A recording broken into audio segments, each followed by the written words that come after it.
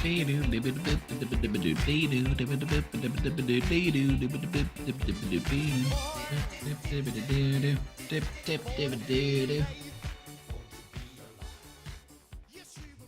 dip doobity doo doo. Repeat my mantra. Dip dip doobity doob doob.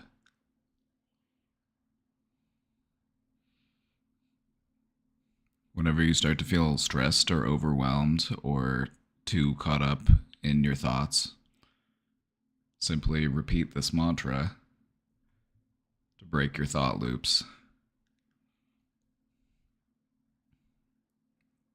Dip dip doobity doob doob.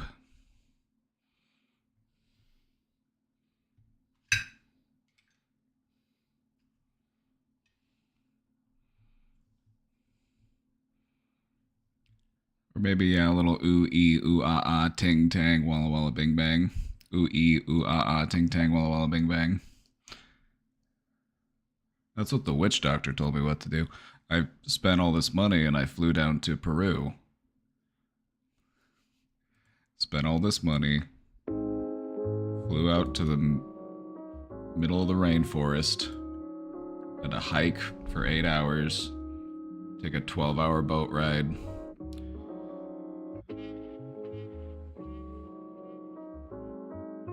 There's some guy in a hut says, all you gotta do is say ooh ee ooh ah ah ting tang walla walla bing bang. Ooh ee ooh ah ah ting tang walla walla bing bang.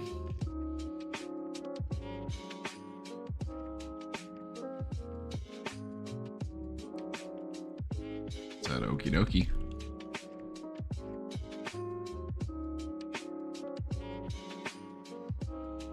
I have sleeping disorders. My wife caught me sleepwalking, eating cheese at 9 a.m. I said, don't be a narc. Everyone thinks this is awesome, and went back to bed.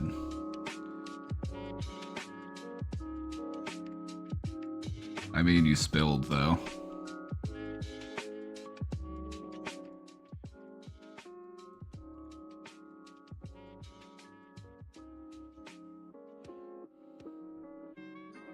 I mean, you didn't lie.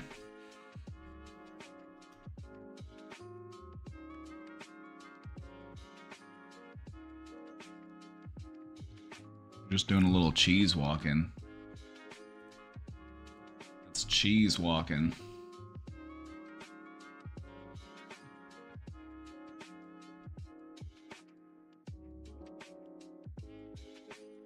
You said, don't be a narc.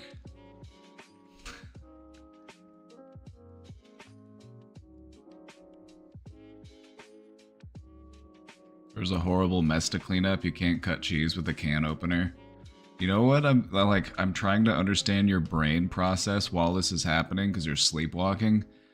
In your half awake, half asleep state, because that's kind of what sleepwalking is.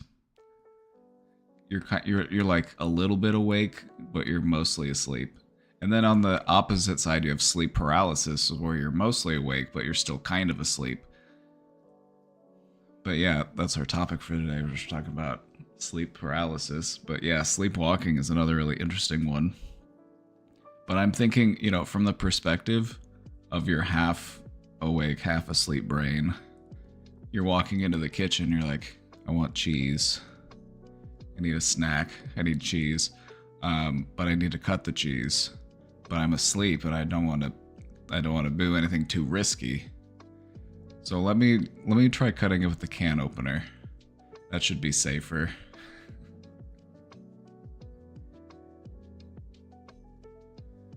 Maybe you had some inbuilt safety mechanism in your brain that was just like, don't go holding the knife while you're asleep.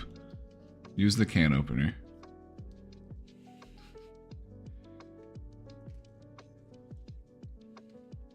If you look at your brain as like a factory, where like during the day a bunch of workers come in and they run the place, and then at night it's just like a skeleton crew.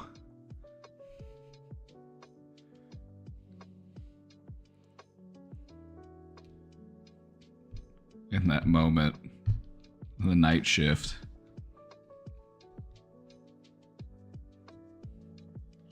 Just one dude up in your brain, way over his head.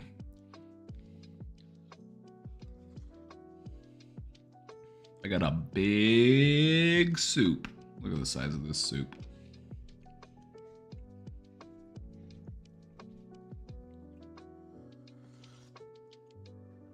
I used to have really bad sleep paralysis in my teens and early 20s. It doesn't happen as much anymore. And we're going to talk today about why that happens. Does that make sense? What kind of soup? Casey wanted to go to the Chinese restaurant and get soup. She likes the hot and sour soup whenever she's feeling congested. So she got hot and sour soup, but I had to get me egg drop soup. It's invisible. Ooh.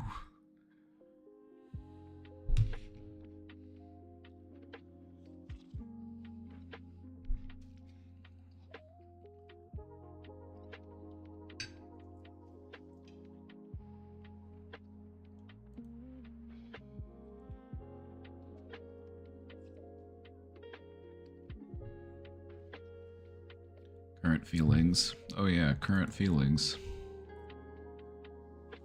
Exhausted, depressed, scared. Was threatened by my father that I might be kicked out again, not by my grandmother, but my father.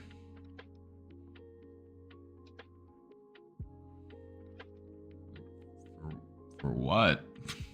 Just out of nowhere? Like, does he have a valid reason for wanting to kick you out, or is he just being a dick?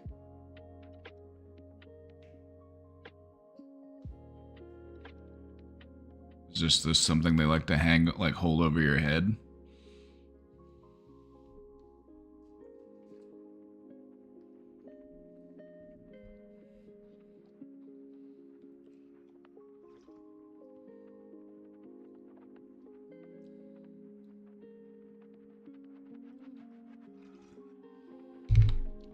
Because I can understand why that would be exhausting. Like, to have someone, like, literally using your home as emotional leverage.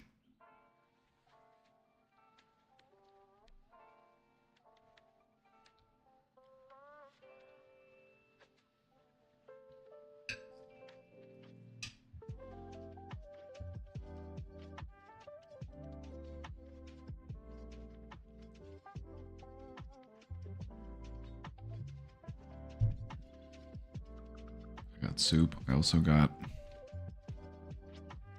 egg roll. You want a bite? Here you go. Egg roll.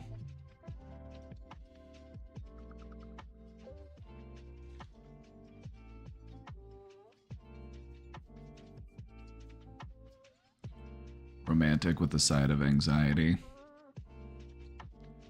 It's because the same part of your brain that feels fear is the same part of your brain that falls in love. That's why sometimes you'll see the two together. One could also argue that anxiety gives you the motivation you need to be a better lover. Sometimes anxiety is what you need to actually push you in your performance. If you just feel overconfident, if you're just going through the motions, there's no, investment being made. We want to show ourselves that we're taking this seriously, so your brain throws some anxiety into the mix. Like, here, I'll spice this up for you.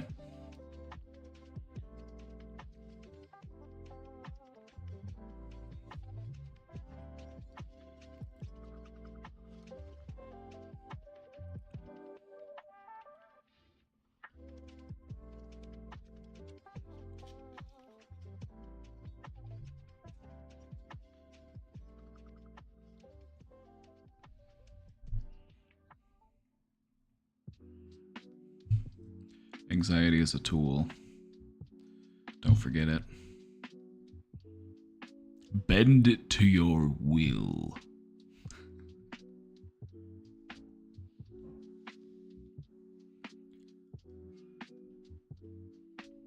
Because I do nothing, and because I do something like if I get a job, he complains about how I'm going to be late when I'm doing something real quick. Like, I don't look more pristine when I am pristine, and when I have a job, he complains that I'm too lazy. Like, either way, I am terrible to him. Have you ever sat down with him and asked him, Dad, what do you want from me?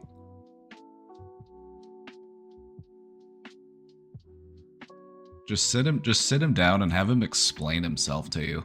Like, Dad, why are you always trying to make me feel this way?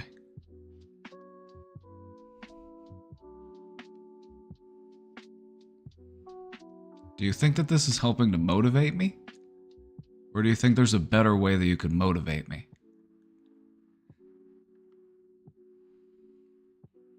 Is shame and guilt and fear your preferred way to motivate somebody? Or is there a better way?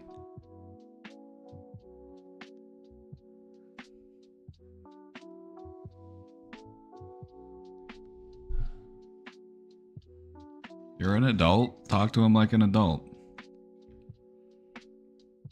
Ask him to explain himself.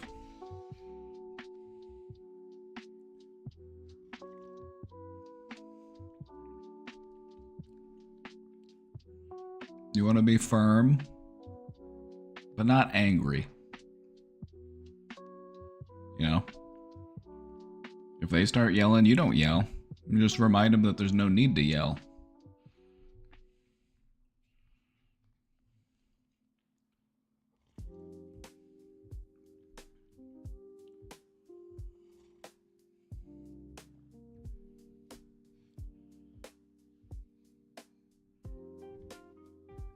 Fear is a good motivator, though.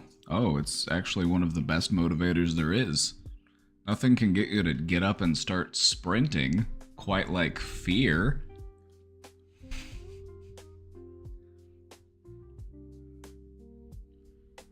Fear is one of the most powerful motivators in your mind.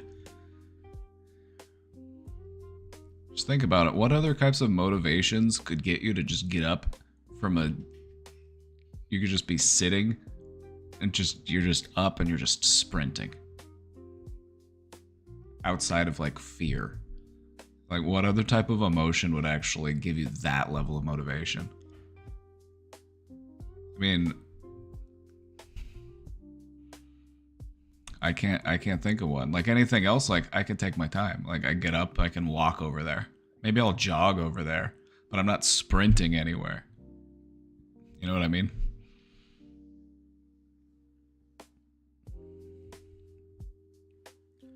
I've told him, but then he asks me questions when he did those things. Like when, oh, so he's like, when? Like, when did I do that? Or like, okay.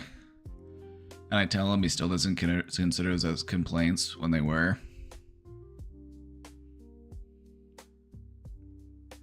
Then you know what? If you want to have like a serious conversation with your dad, I would just ask him, Dad, what kind of relationship do you want to have with me? Like, do you want to be close to me? Like, do you want us to be able to like trust each other and confide in each other and like look out for one another? Because right now, the state of our relationship, I feel like that's not how it's going. So what can we do to make that happen?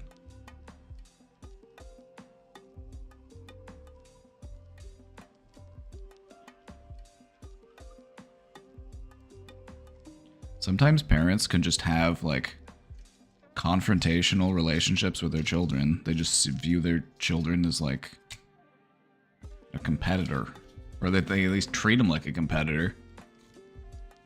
And so sometimes it's like, you just gotta fucking ask them, like, do you want to have a relationship with me? Because at the rate we're going, like, you're not really making me want to do that. I mean, you say it in a nicer way than that, but basically that's the point. Like, you're on the fast track for the nursing home, buddy. If you don't change your tune, you're gonna be really lonely when you're 80.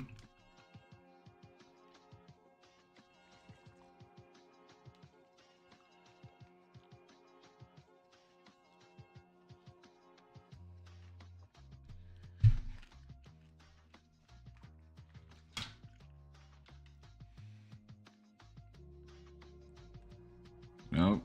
This really explains why so many people in their later stages of life find themselves in nursing homes or like assisted living facilities, and they're just like My children never come and see me anymore.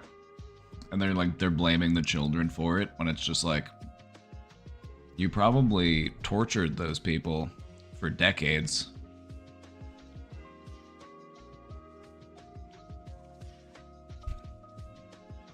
Just a shriveled up raisin with not a sliver of accountability.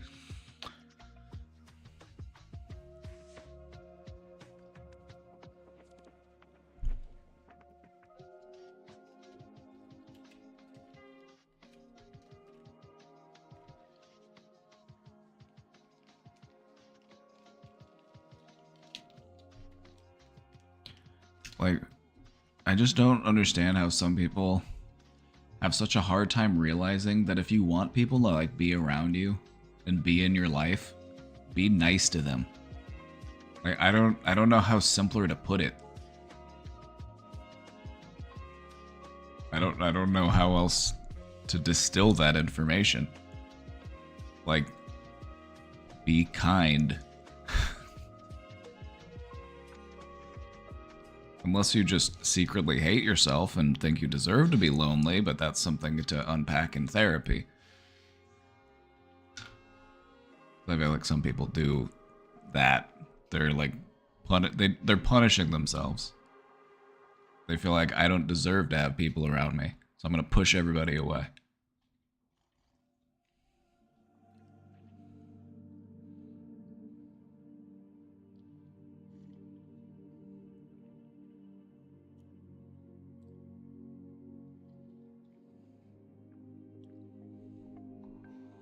Like, if you had a good relationship with your children, like, I feel like most adult children of, like, elderly parents would gladly, like, find a way to, like, you know what, you can come stay with us, you know, we can, like, if you have the means, you know, if, like, you have the extra bedroom, like, yeah, sure, you know.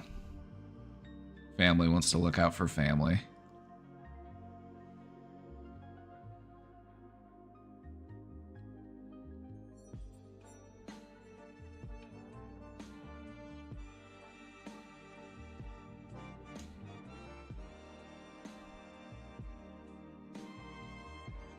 You can't see he is popping his son like a fucking grape. Like, I am tired of that.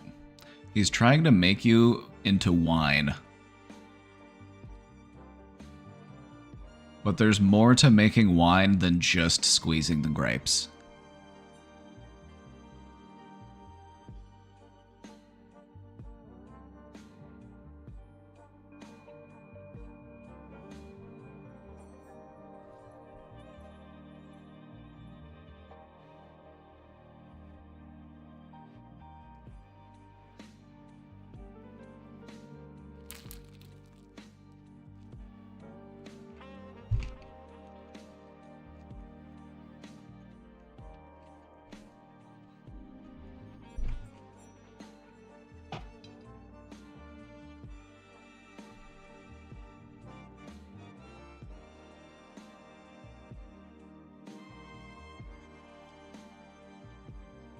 I have a decently good relationship with my parents. There's some things my dad does. It's not the most fun to be around, but overall it's good. You're on the lucky side.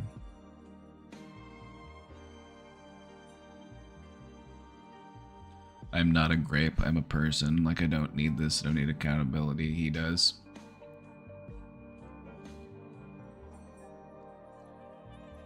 So, I feel like everybody needs accountability. You, me, him, everybody. We all need accountability. Talk to him about it. Lead by example. Tell him about the times in which you've held yourself accountable for your actions.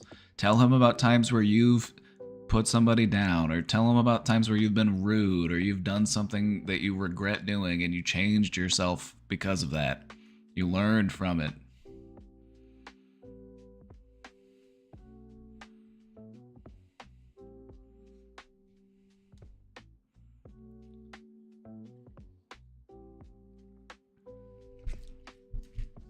Sometimes with dads, it's like you have to sit down and have a grown-up conversation with them so that they don't see you as a kid.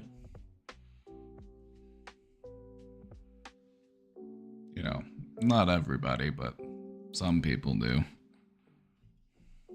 Especially if we're more confrontation driven.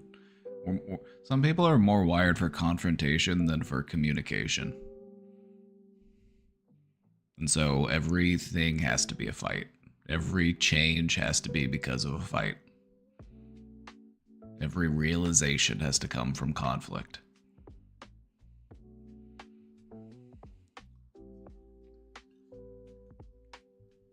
But you're not on the war path, you're on the peace path.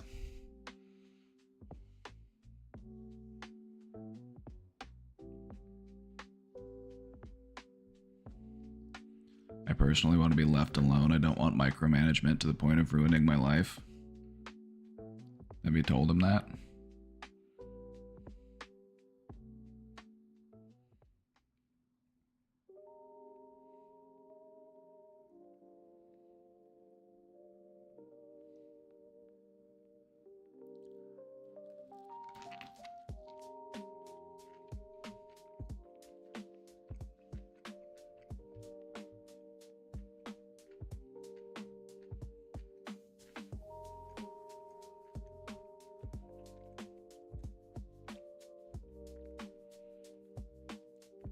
I have to have dinner with my dad for his birthday tonight, and I'm agonizing over the possibility he'll bring up politics.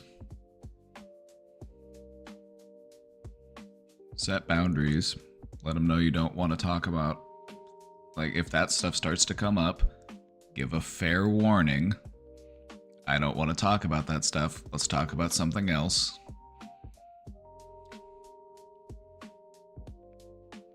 And then you decide how many strikes you want to give before it's an out. They're like, all right, you all have a great night.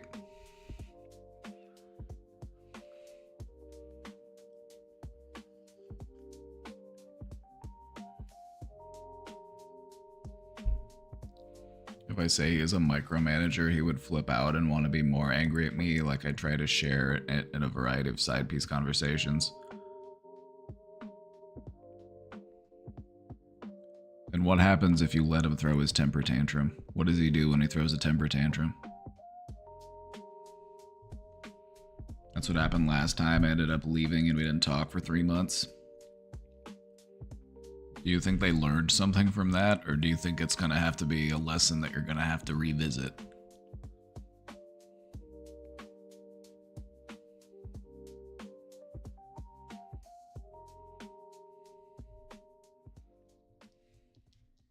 He wants to beat me up physically.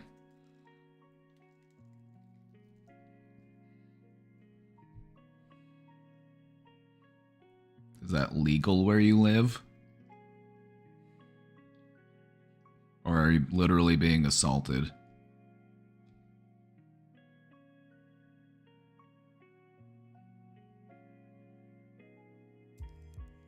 Like, do you want to put up with that? Is there some reason why you have to put up with it? Because I don't think it's excusable.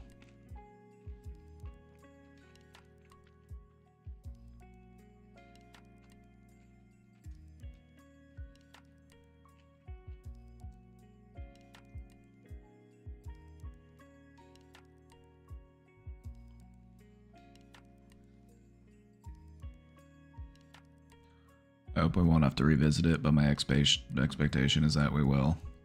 Again, like, you're just going to have dinner. You're just going there to have a good birthday party with your dad. Just let him know that.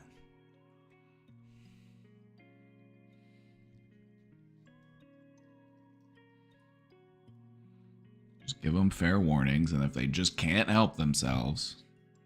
You just can't help but keep bringing politics up for some reason.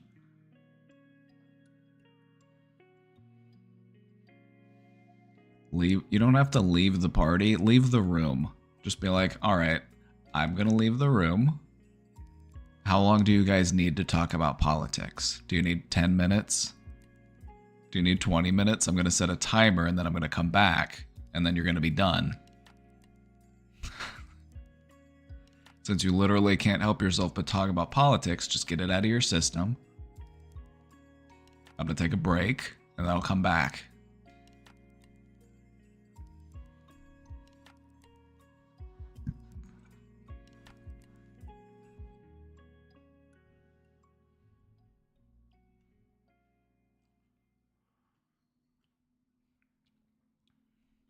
I live with him because I have nowhere else to go, don't have money. Then really try to get a job. You said you were trying to find a job? Get a job, get money, and get out of there. Don't get him off your back.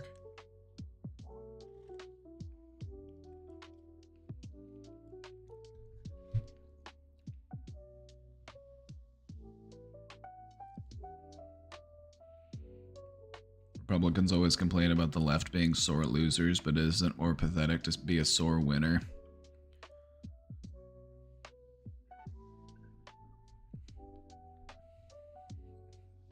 Yeah, I feel like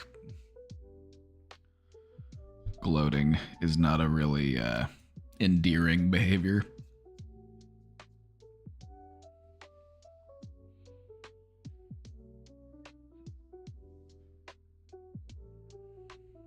Clowns date back to ancient Egypt, and clowns are depicted as those who repeat prayer in the chapel. Interesting.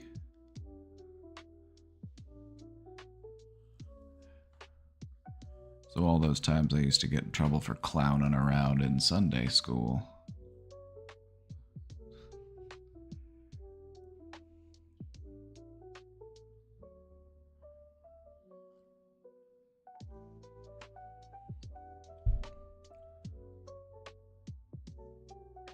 Sock now, that's messed up.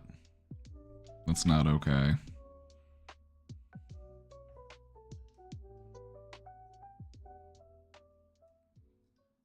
I'd really try to find a different place to be. And he is a pastor. Oh, how ironic.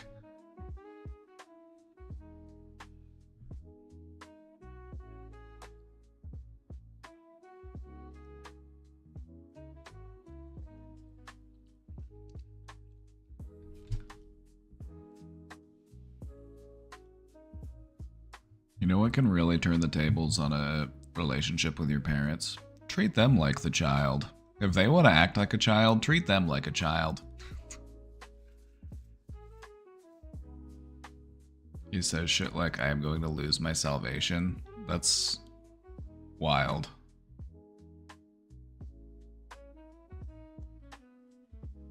Like, do you have any friends you could stay with? Do you have anywhere else to go? Or just really try to, like, get a job, get some money, find a roommate, just get out of there.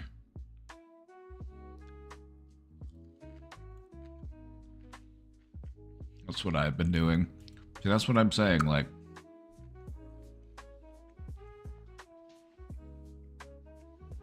you need to be the parent that they never had growing up. You gotta become your parents' parents. Like, you gotta be the mature one. You gotta be the adult. You gotta be the one that doesn't raise their voice, that sets boundaries, that communicates clearly, the one that de-escalates.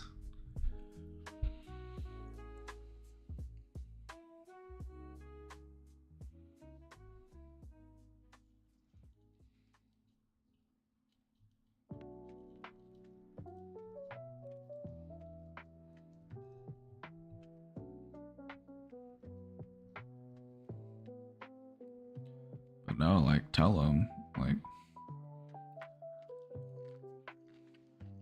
sometimes you just gotta tell them how it's gonna be. Like, you're an adult, and I'm not gonna be treated the way that you're treating me. Not by you or by anybody else.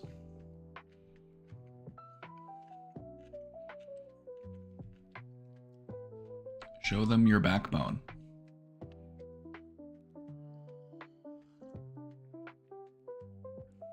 And most of the time, they'll sit down.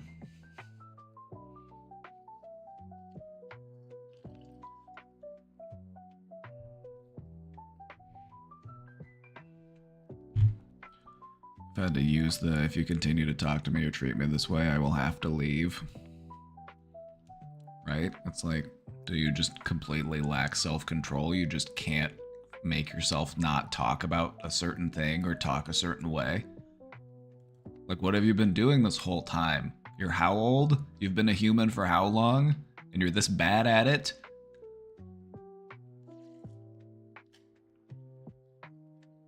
Like, don't be fucking rude. It's that simple.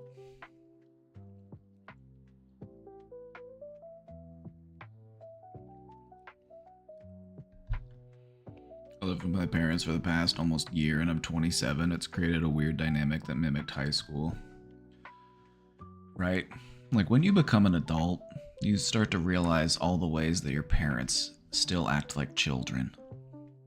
And in some ways, you're more mature than they are, even though you're not as old as them. Because age really doesn't have anything to do with maturity.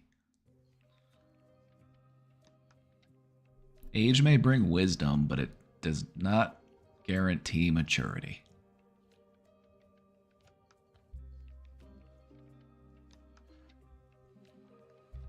I wonder what they went through, TBH. You should sit them down and ask them.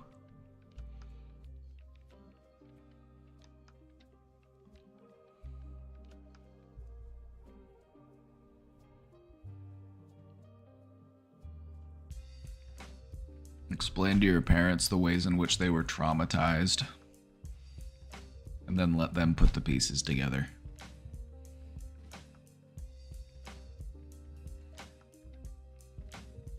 Sometimes it's easier to educate a person on the ways in which they were traumatized than it is to educate them on the way that they have traumatized you.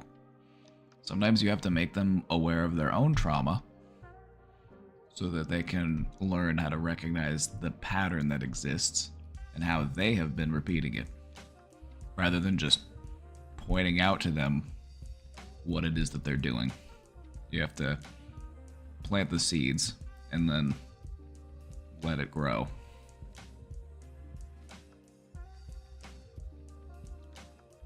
So if you want your parents to better understand the nature of your trauma, talk to them about their trauma.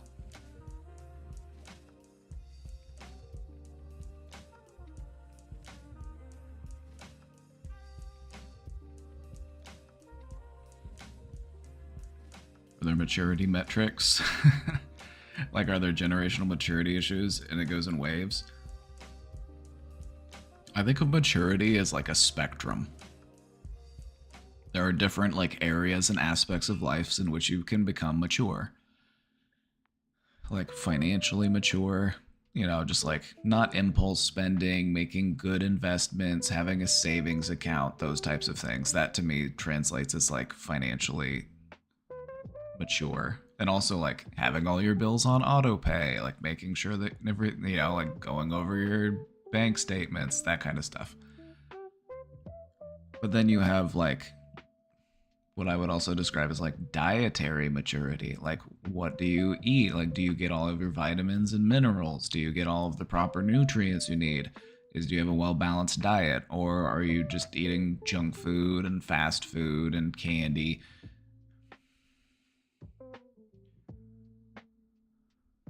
I would also say there's emotional maturity.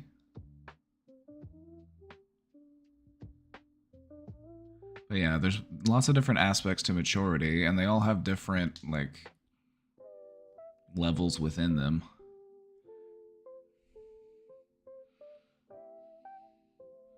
For example, like, I've met some people who are, like, very mature in some ways, but, like, very immature in other ways.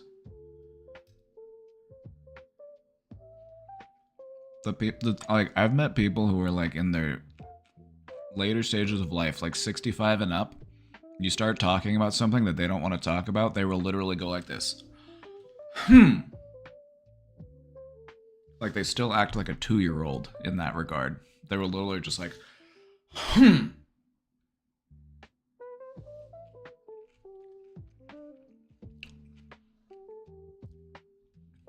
Hey, what's up, Zany? Literally, my dad, LOL. Right? Like, they act like if they're gonna act like a child in that way, you have to treat them like a child in that way. And you can't sit down with a person who acts like a child or who has like a child's level of emotional development and like try to explain things from a perspective of an emotionally mature person. You have to teach them how to become more emotionally mature.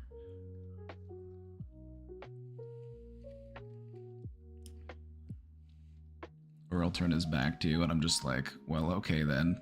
You should be like, where'd dad go? Aw, he's angry. Where'd he go? I could swear he was just here.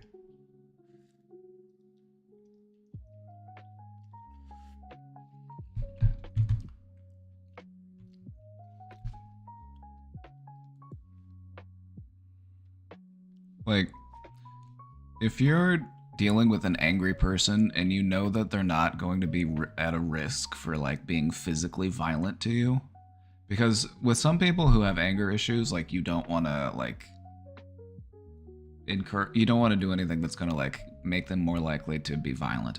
But for some people who have anger issues where it's like there's no risk that they're going to do anything violent, they've never done anything violent to you before, they're just like, you know, it's just a purely emotional thing.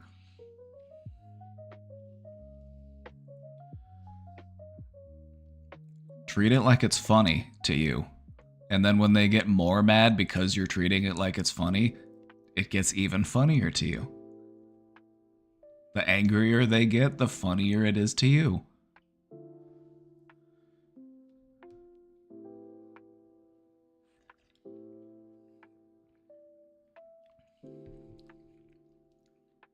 Let them stomp around, let them slam the door, let them yell. It's all hilarious to you. Because this is an adult throwing a temper tantrum, and that's objectively funny. So treat it like it's funny. We don't negotiate with terrorists, okay? And at that point in time, they're terrorizing you. It's like a toddler throwing a temper tantrum. What I used to teach parents whenever their kids would throw temper tantrums, I'm like, we don't negotiate with terrorists.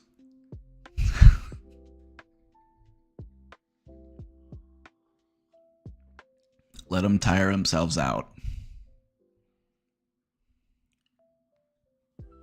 But in this case, I can't because he wants me to beat me the fuck up. Okay, well then either have him arrested or like really double down on a way to get out of there because that can't continue.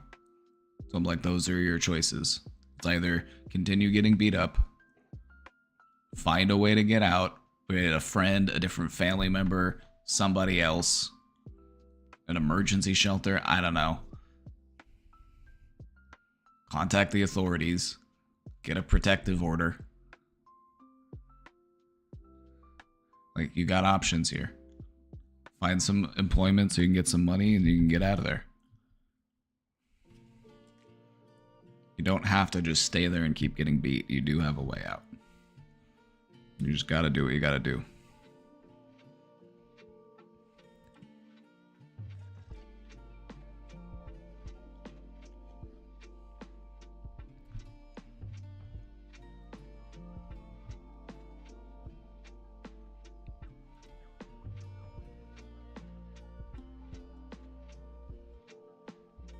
As a man to know, it doesn't make you a man to beat your son up. No, you don't have to fight to be a man. That's what Kenny Rogers says. Kenny Rogers says, you don't have to fight to be a man. But then at the end of the song, he says, sometimes you have to fight when you're a man. But yeah, you don't have to fight your own son.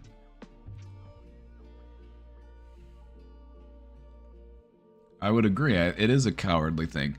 Because cowardly men want their son to fear them and feel weak, whereas brave, strong men want their sons to feel strong because they're not intimidated by their son. They want to make their son feel strong and brave and not cowardly. So your dad is trying to intimidate you because he is intimidated by you.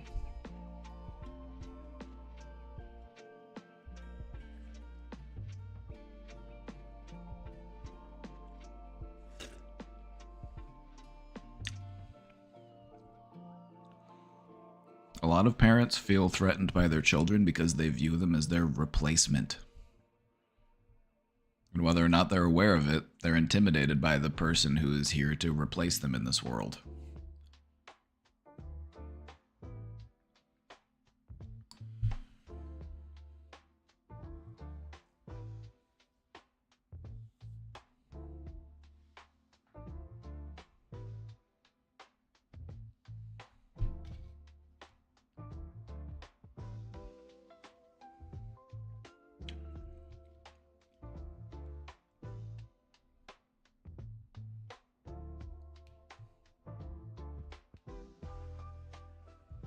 I feel like a lot of people have kids because they want to have someone to take care of them when they're older. It's like, what can you do to make that happen? I don't know, maybe treat them nicely.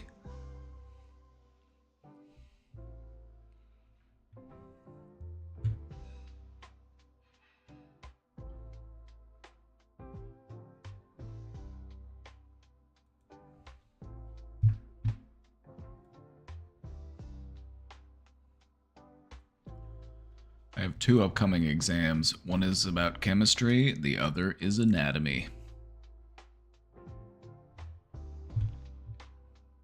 That sound like hefty subjects.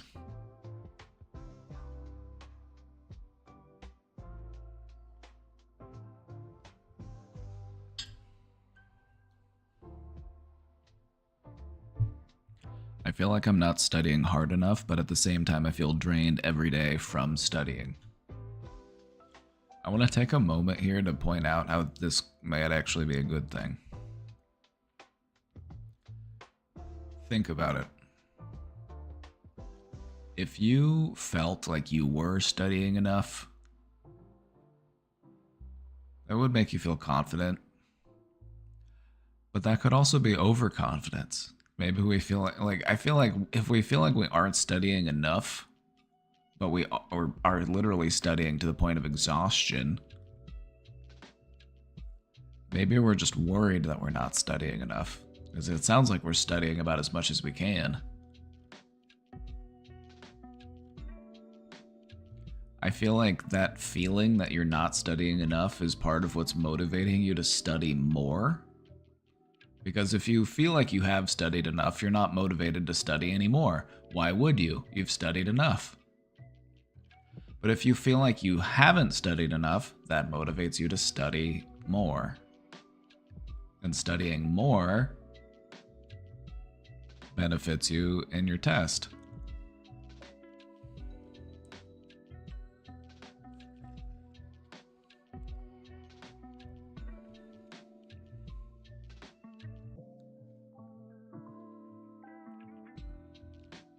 How do I let go of my concerns for the exams while still preparing for them? You're gonna be concerned, and I'm just being real with you here. You're gonna be concerned about those exams until you turn those exams in, or until you get the grade for those exams even. That's just kind of how it is with exams.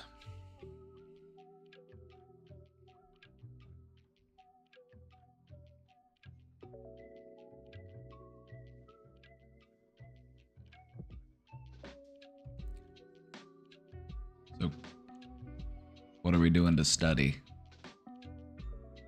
Are we using study techniques and study methods that help us retain that information? Because I feel like different ways of studying work differently for different people. So are you doing the ways of studying that work best for you? Some people like flashcards, especially on stuff where you have to remember a lot of things. Flashcards tend to be really helpful because you're writing out the term, you're writing out the definition, and then you keep reminding yourself of what that thing means. This is something that's really effective, and this is stuff that people will use in like anatomy, chemistry, things where you need to know like a whole list of terms. I would highly recommend flashcards.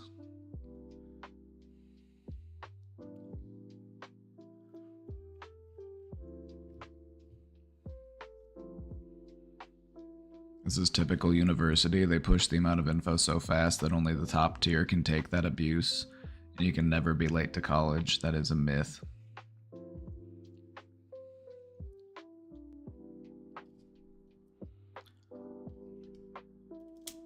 Some classes you don't even have to show up for college. Some classes they just don't take attendance and you only have to show up on the day of the exam.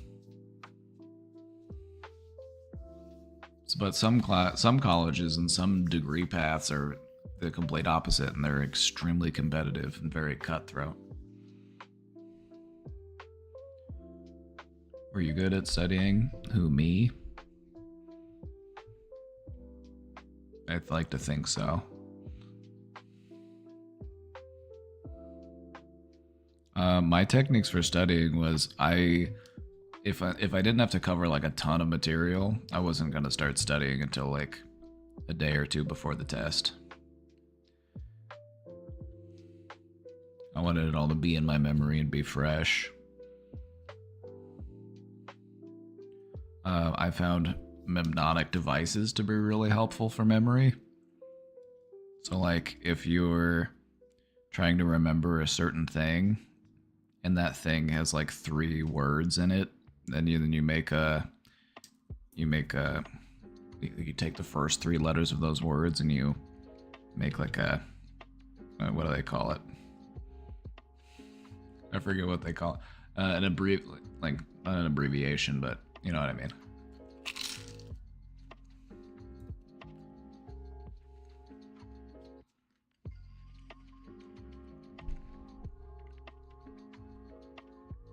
An acronym. That's what it was. I couldn't remember it for some reason. Couldn't remember what an acronym was for a minute. Yeah, that's the one. Yeah, just like that kind of stuff. And it's like, it can make you feel more confident. Like, if you're able to like, if you do like note cards and then you're able to like go through all your note cards and you remember all of the terms and you feel like the information is pretty locked in, that can have you feeling pretty confident about how the exam is going to go. But there's always going to be a little bit of anxiety because you don't know what could be on the test because you haven't seen the test yet. There's might be stuff that you missed. There might be stuff that you studied that's not on the test at all. And then after you submit the test, you're like, well, did I do good? Did I not do good? And you got to wait until you get that grade. And so there's always going to be a little bit of anxiety. So I would just accept that and just try your best.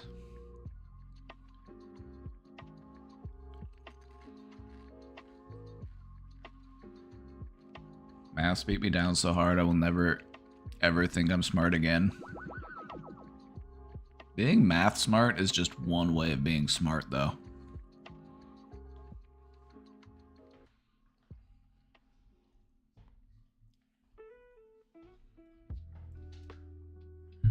Math smart, that's just one type of smart. There's so many other types of smart. I used to turn formulas into songs. That's another good way to do it. You know, and like do what works for you. Like sometimes it's like you make a little tune, you make a little rhyme.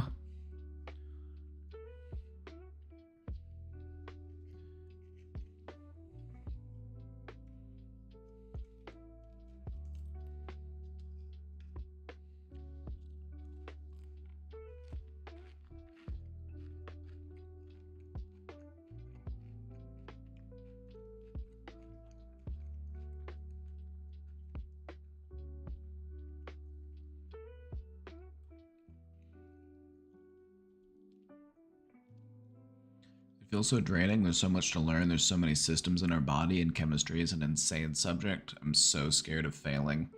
And yes, failing leads to learning. Failing isn't all bad, but it would suck to do the year all over again. Considering I'm 3 years late to college. You're not late to college, you're right on time to college. The only person in the entire world that cares that you're 3 years quote unquote late to college is you. No one else cares about that. No one else is judging you for that. You're doing it.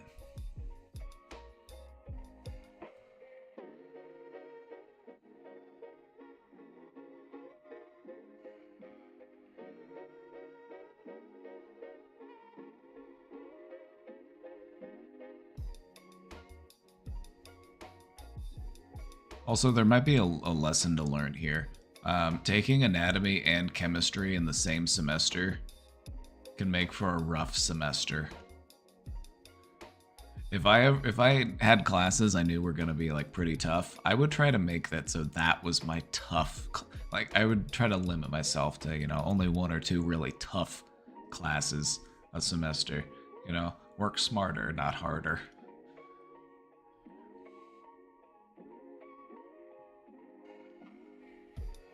Worst case scenario, just to like ease your anxiety. Let's talk about the worst case scenario.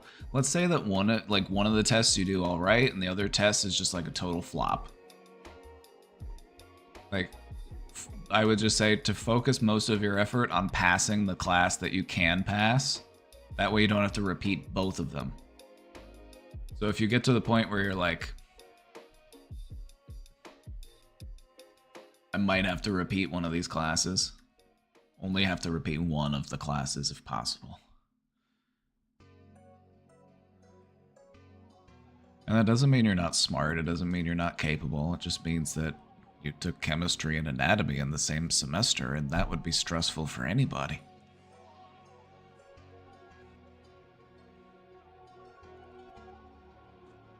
How do I deal with all this stress? Also, I live in Norway, and during these months, it's just darkness and people get depressed and lose all their energy. I think this is making the exam studying harder. Help. You might want to look into like a study group. Start one up if there aren't any already, or try to join one if they have any open spots. Try to get energy by being around other people. Quiz each other, help each other study. Borrow each other's notes. I like those sad lamps. Yeah, get a sad lamp. And a seasonal affective disorder lamp. Try to get some vitamin D.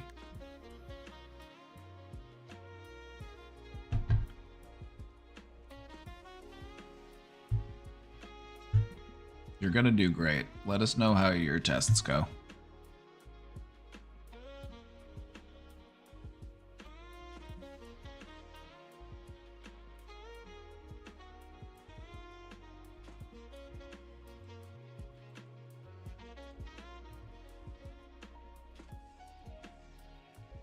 If you were to make a spa day for mental health, what would that look like? A spa day for mental health. Okay. You wake up.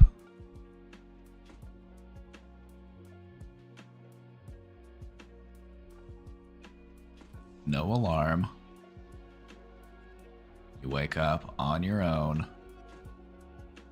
when you're ready to get up.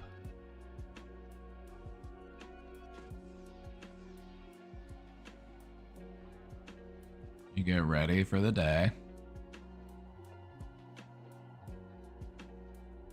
Take a nice shower. Put on some comfy clothes. Have some coffee or tea.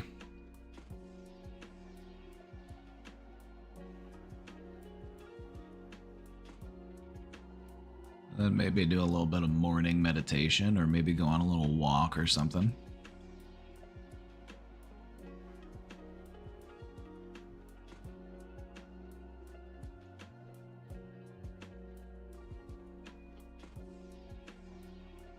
Have a nice breakfast.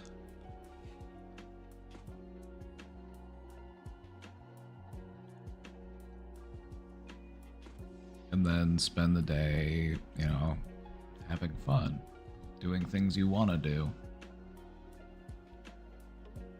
Or doing things that you need to do. Because sometimes there are things that you need to do that you might not necessarily want to do, because they might not be that fun to do. But you do them because you deserve them. Like if you have to throw a load of laundry in, do some dishes, give yourself the gift of a clean sink. Give yourself the gift of clean laundry.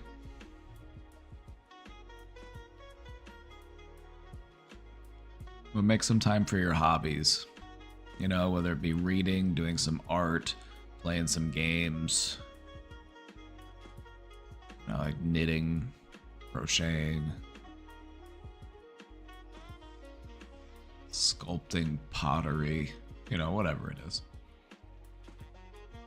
Playing an instrument.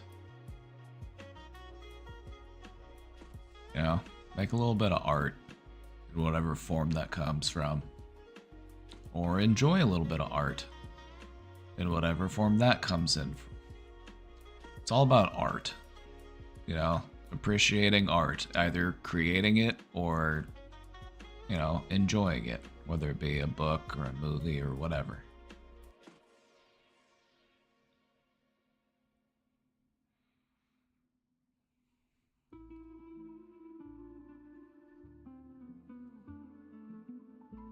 And then probably like some comfort food for dinner.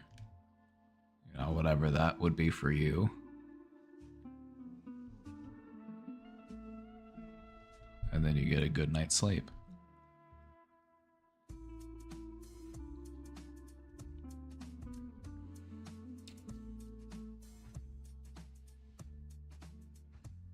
I find it easier to have a great night's sleep when you know you had a great day.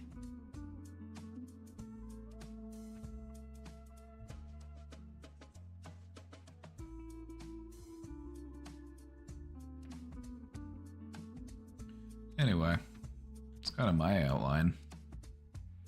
I guess I could probably also make some time for, you know, talking to friends. That's also a good addition.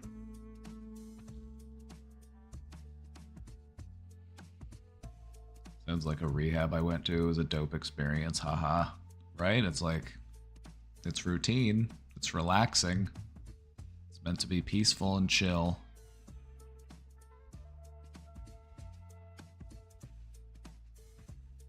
There are other ways to have, like, good mental health days, though. Like, sometimes a little bit of catharsis is necessary. So sometimes you go out and you do something a bit more exciting, a bit more exhilarating. You go to indoor go-karts or something.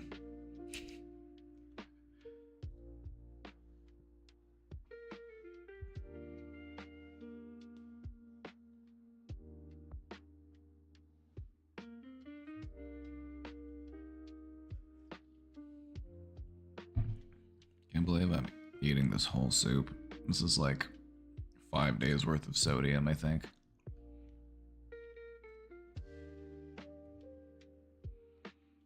It sounds like fun. Have you ever been indoor go-karting? They go pretty fast.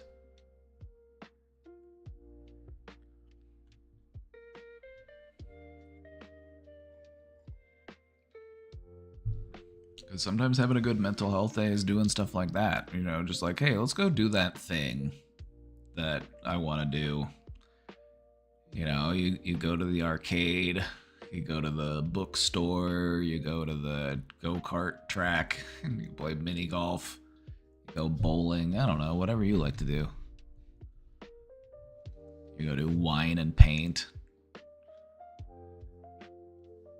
I have a question about sleep paralysis. Oh, fire away. We've got a presentation about sleep paralysis later. That's our topic of the day. It's not a very long presentation, but we're going to go all over that topic.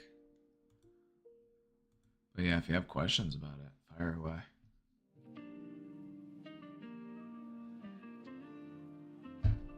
Sometimes going to work is good for your mental health. Yeah, it feels good to be productive. As much as we like to be lazy, too much laziness makes us feel really bad about ourselves.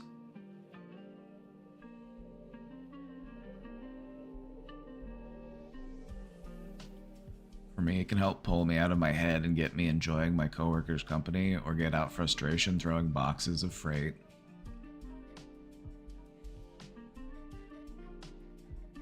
Period.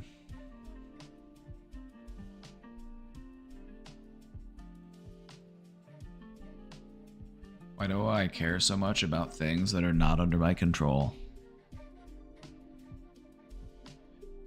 Because we desire control.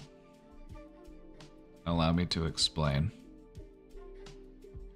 Think about how, and this is going to get a little bit into like some evolutionary psychology, so this is, you know, a little more theory than anything else, so bear with me.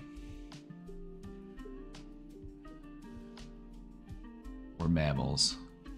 We like to grab stuff. We like to hold on to things. It's part of what really like drives us. We like to be able to reach out into our environment and tinker with it and manipulate it and make it work for us. This is also manifested in our psychology as well, at least theoretically. We often have issues in our life that stem from a feeling of a loss of control. Having control over a situation or our emotions or our environment feels good to us. We like to have control. And so when we look out beyond ourselves and we see that there are things out there that are not within our control, that makes us feel stressed. Because we would like for them to be under our control, because then we can predict them, then we can, you know, not have to worry about what may happen because we have control.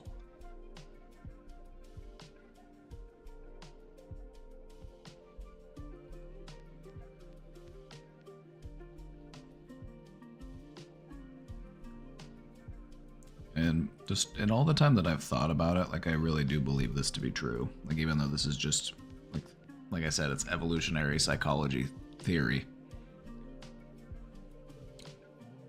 But I mean, just think about babies even. You ever met a baby? You ever met a baby and just like held your finger out and the baby just was like kung fu grip?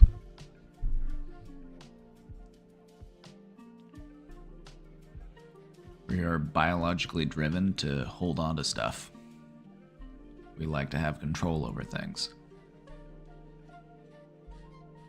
If we have control over something, it makes us less anxious about what could happen to that thing or what that thing could do. We are in charge. And when things aren't under our control, there's uncertainty involved, and it makes us feel stressed. But I think if you really want to just know more peace in life, just focus only on the things that are under your control.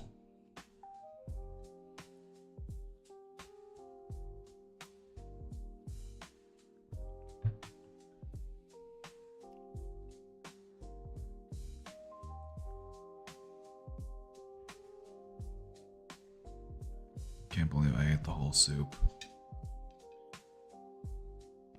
If you put me in an X-ray right now, you would just see soup.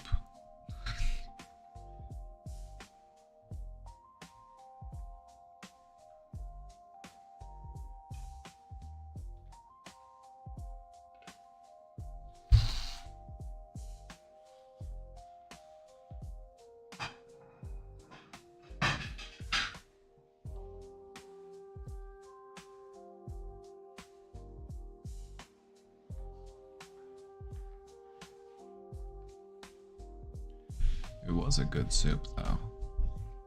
Nice egg drop soup. God, I've probably had a week's worth of sodium, though.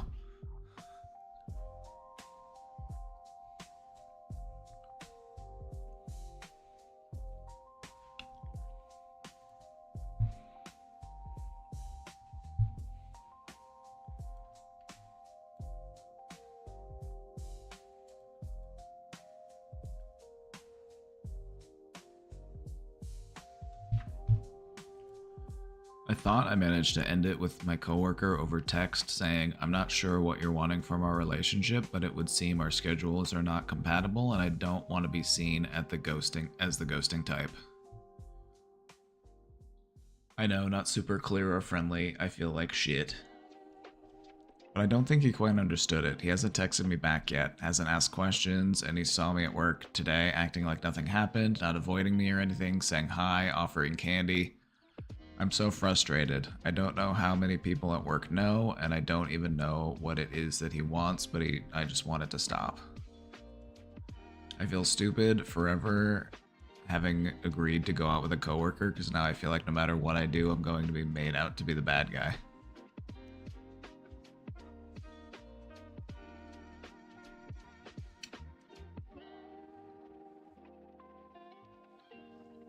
Why would you be the bad guy?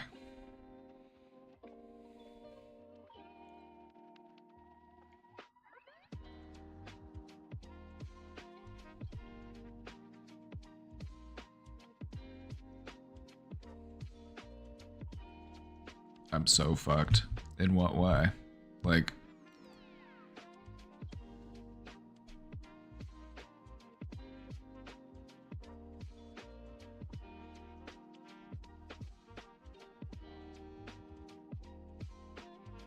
What are the chances that we could just carry on as if nothing ever happened?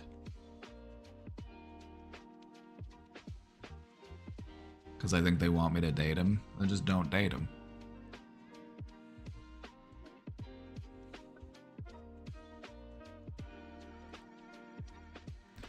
And now think about it. What are the chances that you could just go on pretending like nothing ever happened? Just show up to work and just talk about work.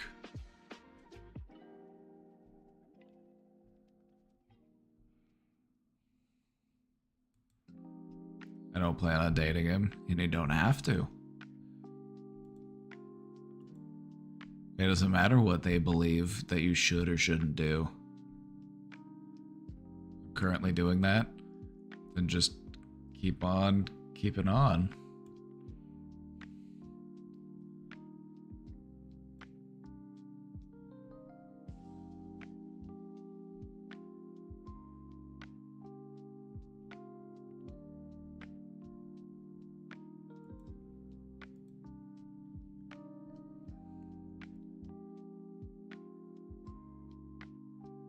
He's just saying hi and offering candy.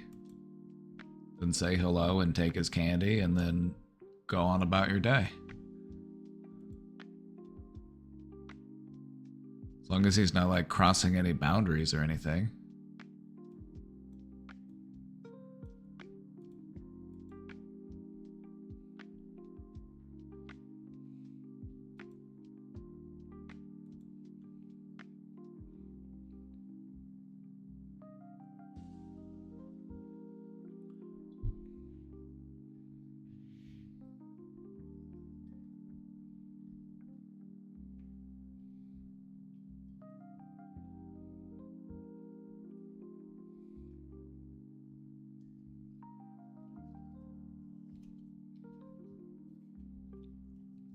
Like, does this need to have a dramatic conclusion, or can this just kind of fade away and fade from people's memories?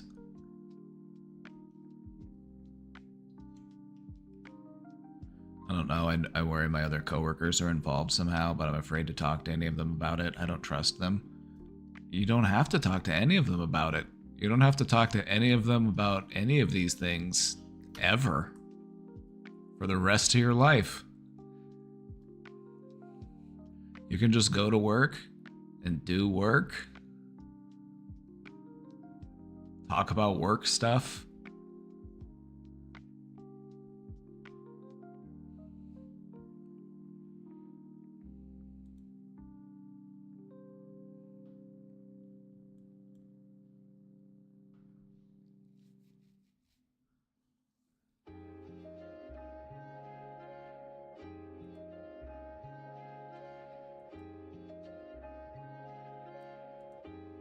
I would just say, yeah, hold your boundary, go to work, pretend like nothing ever happened, and just go back to like things were before things ever even started. I don't focus on work at work though. Well, then that's on you. What do you want to do about that then?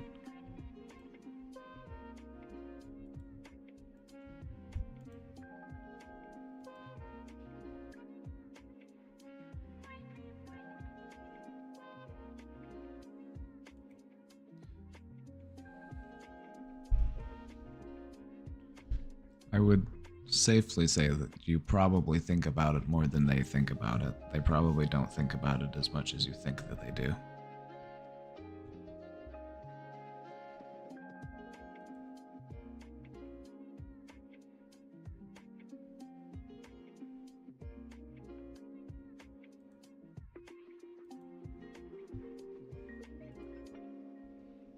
I don't focus on work at work though. I dance at work or flip off my manager. Then keep doing that, I guess. Like, I feel like everybody in this situation is motivated to just keep things cordial and keep things peaceful and to not have like some dramatic falling out. I feel like nobody wants that to happen. And so if you just want to go back to how things were, go back to the status quo, I think most people would go along with that.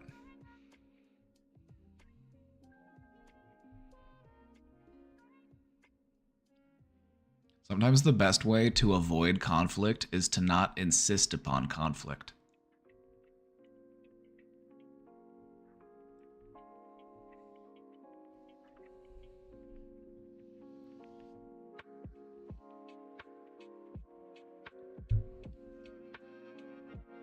I don't want drama, I'm so scared of it.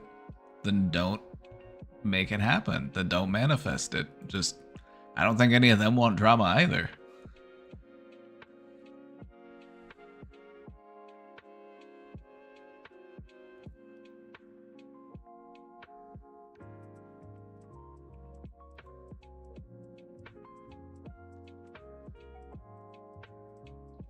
Who in this situation does want drama?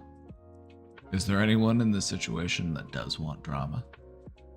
If there's drama seekers in the situation, just lay low and wait for them to find the next thing to catch their eye. That's how drama seekers are.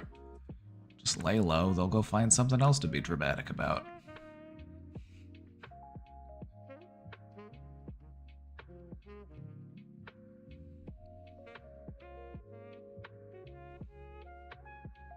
I mean, it's true though.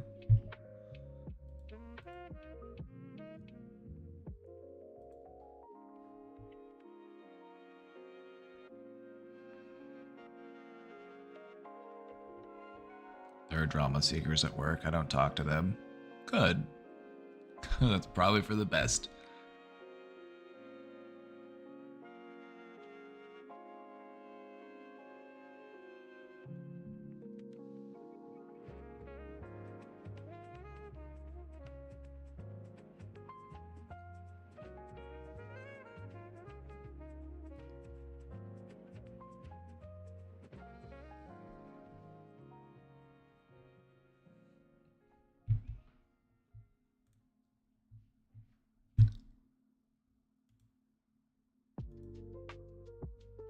Alright, everybody. We're all caught up in the question box. Do we want to do our presentation a little early today? Normally, I wait a little bit before we get into the presentation, but I think, you know, we got a lot of people curious about sleep paralysis.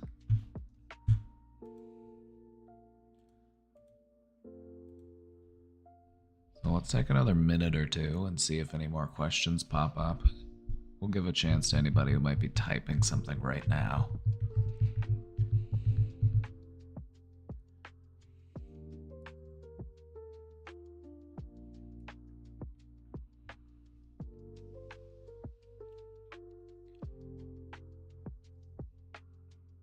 I have one more question. Go ahead. Go for it.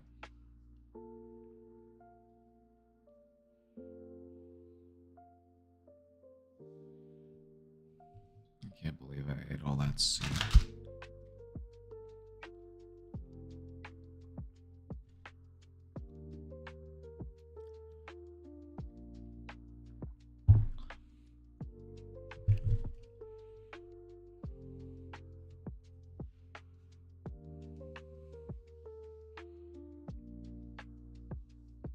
I'm all about sleep paralysis. Ooh, alright. Then maybe we'll ask you some questions.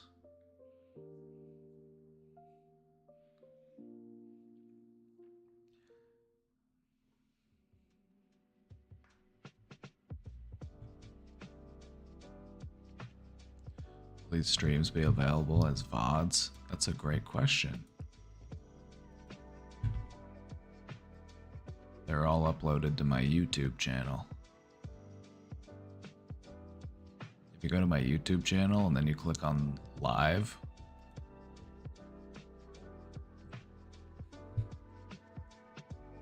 that's all my VODs.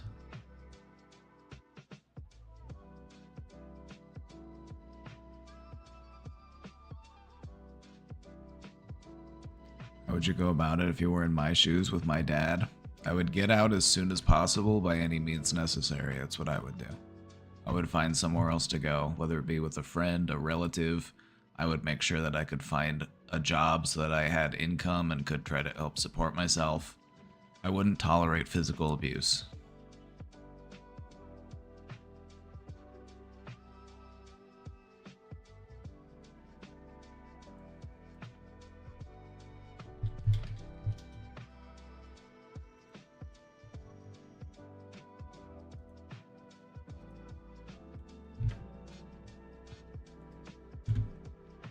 This is me right now.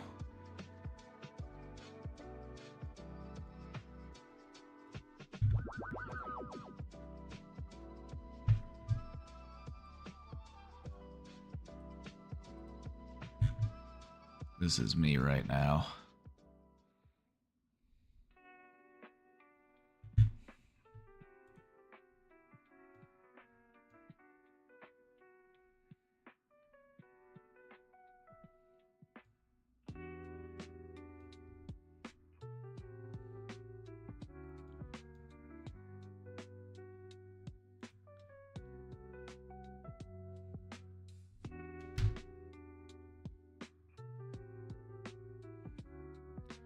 I had sleep paralysis as a teen, but I don't really have it now. What makes it go away? I can offer answers to some of these types of questions, but it's gonna be mostly speculation and theory because a lot of these types of things we don't really know. But yeah, we'll explain why it happens. We'll explain like what parts of the brain are involved and that type of thing, and we'll talk about some theories as to like why it can just stop, or why, you know, because there are things you can do to make it less likely to happen. I'm full of soup. I ate too much soup and now it's making me want to take a nap. This was a mistake. I shouldn't have eaten all that soup.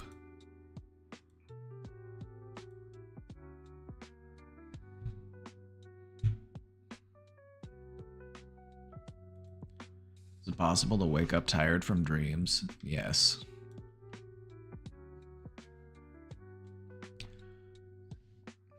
Yes, it is.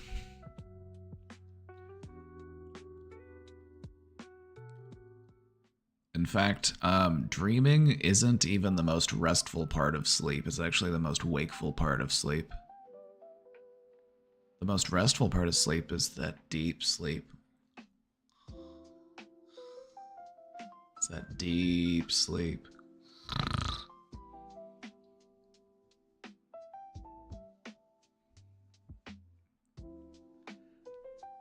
That's the real restful sleep. So if you're having these really vivid dreams, then yeah, you're actually at your most wakeful.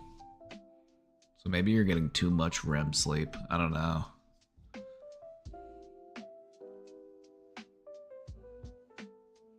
It's a vicious cycle, I know, and I'm stuck in it. I'm stuck in it.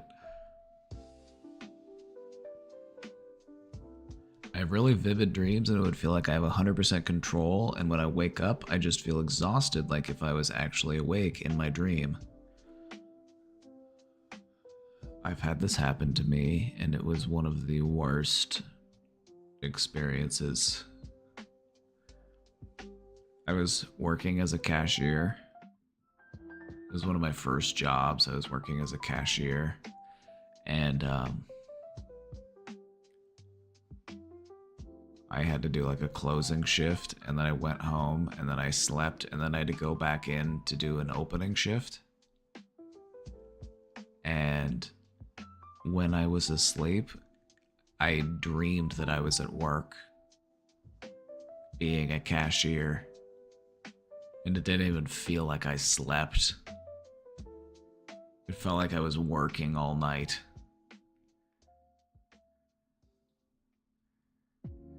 It was terrible.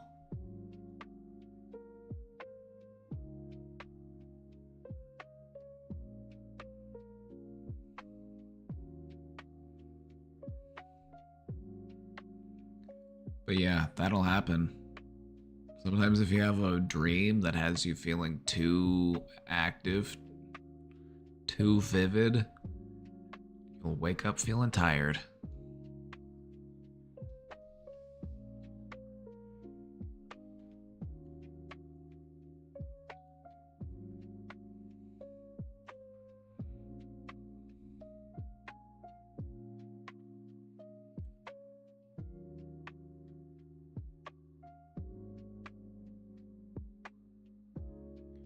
If I lay on my back or my left side, I'm more likely to trigger an episode of sleep paralysis, so I usually sleep on my right side. That helps me too. Interesting. When we talk about why it happens, like what parts of your brain are involved, we'll do some speculating.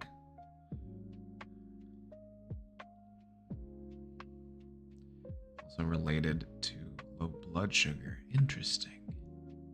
Is there a way to avoid that? Sleep on your belly, I guess. You know who sleeps on his belly? Me. You know who's never had sleep paralysis either? Also me.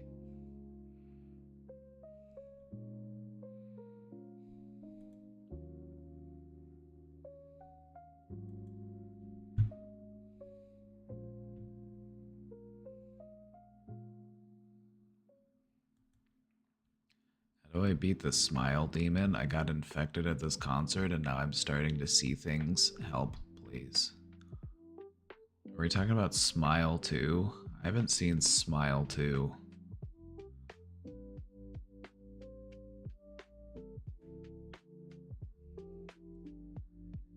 You know, maybe just smile back at him.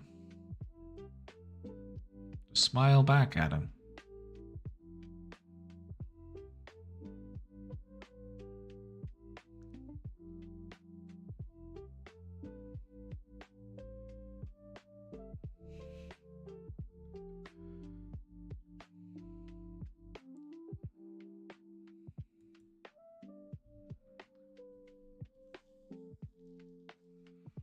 Sometimes my dreams are so cool that I don't want to wake up because I want to know what happens next. Time to become a fantasy author.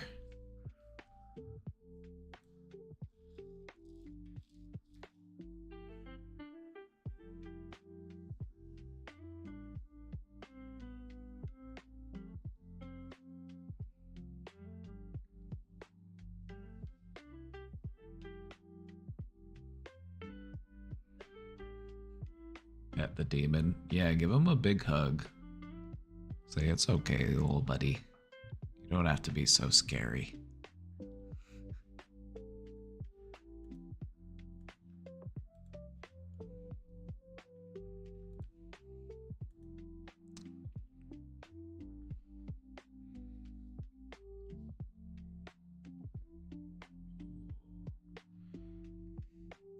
I'm gonna take a quick poll. I want to know who's heard of this before.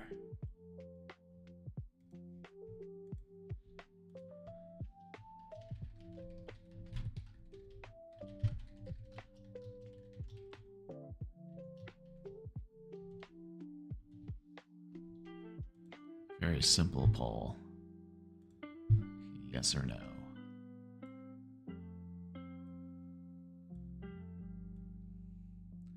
It's just always interesting for me to know whenever we talk about a different topic, because some of them are more universally known, some of them aren't. So I just like to see. I feel like this is one that's probably a bit more commonly known. It was kind of the feeling I had. I never had a sleep paralysis demon, but I've hallucinated my dad a lot during it. At one time, Clark Kent from the Smallville series. What was he doing there?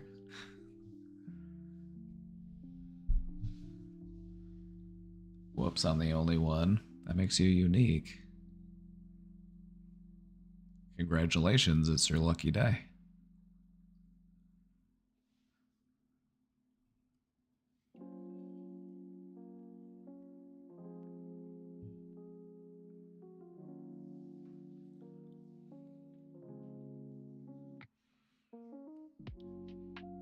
Sleep paralysis.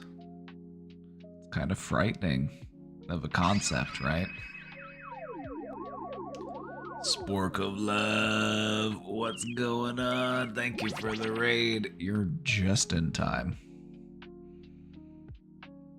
Thank you for the raid, Spork of Love. Hope you had a great stream. Welcome in, raiders. You're right on time. We were just about to talk about sleep paralysis. It's our topic of the day. I was just taking a poll to see if we've heard of it or not. I had an idea that this topic was going to be pretty well known.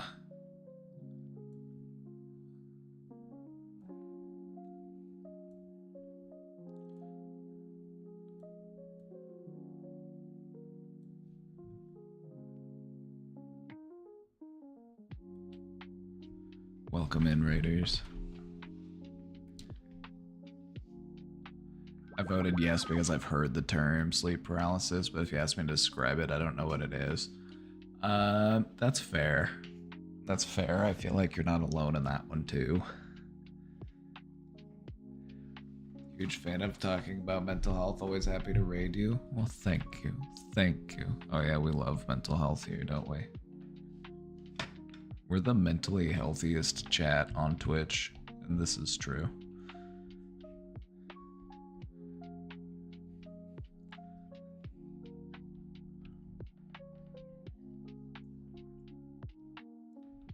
My husband has pretty intense sleep paralysis, so I'm very aware of it.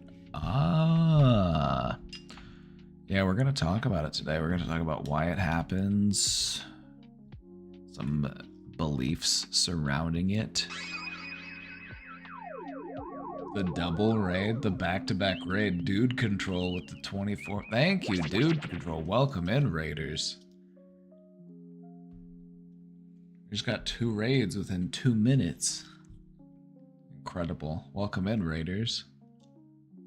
Dude Control, how's it going? We're talking about sleep paralysis today. You got the thinking, the Rodin. They have that at the museum here, where they have the thinker. It's one of my favorite sculptures. You know, as a fellow thinker.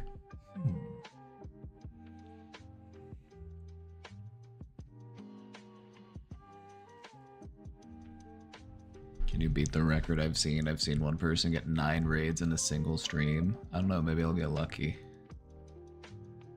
That'd be pretty wild. Oh, thank you. You too. Have a good one.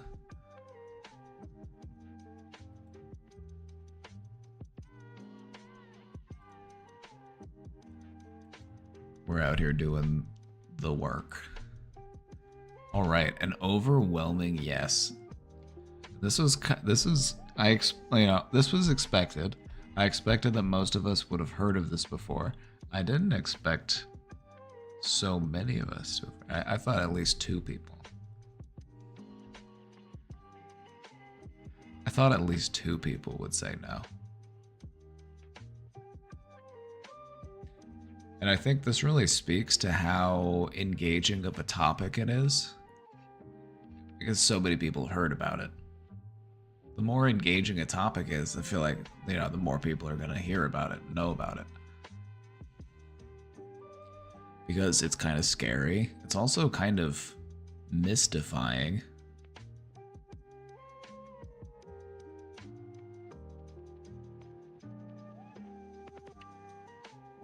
I've had the sleep paralysis demon chew on my head, so I know what's up. Ugh. Okay, Okay. I want to take another poll, but I'm not going to wait for this one because I want it to just kind of like run for a little while. Have you ever had sleep paralysis?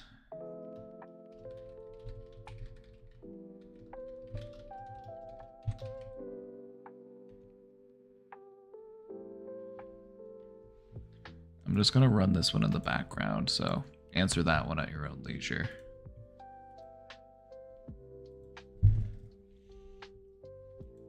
Because the data that I saw today said that it's about 8% of people have had sleep paralysis. So a little less than 1 in 10. So there's 100 people here right now. That would be about 9 of you.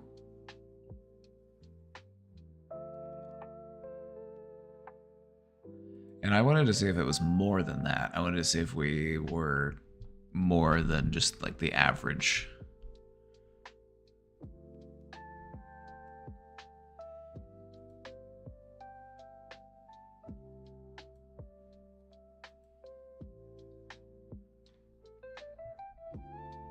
So, sleep paralysis. Without further ado, let's get into it. Let's talk about it.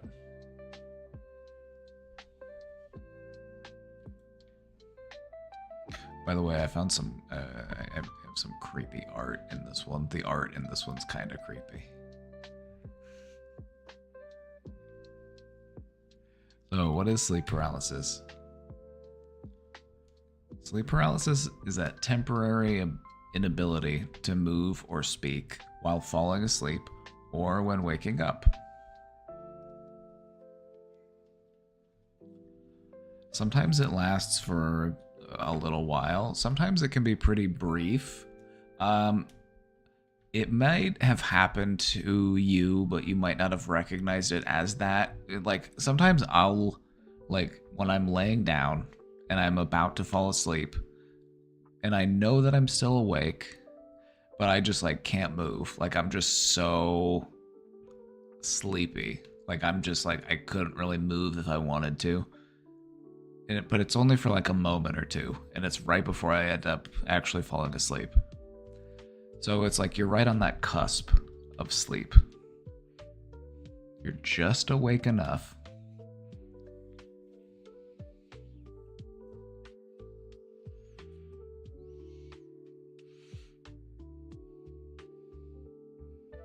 Only in certain situations, like when I go to REM5 without permission. Yeah, always make sure you get permission before going to REM5. It's very important.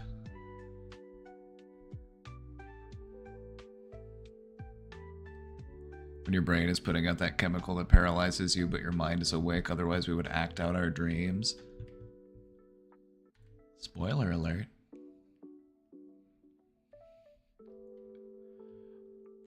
Sleep paralysis is often accompanied by vivid hallucinations or an intense sense of fear. You feel like there's somebody in the room right now. I'm not alone here. There's a foreboding presence. Sometimes you feel things.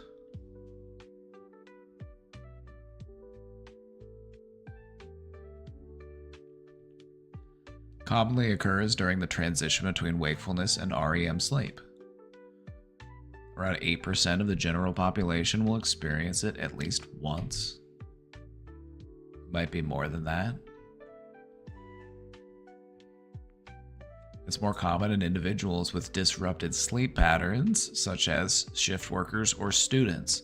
And this is why it's one of those things that you might outgrow, because as you grow and you develop a better sleep pattern, you're not staying up late, you're not, sleeping in. You got a nice, healthy sleep routine.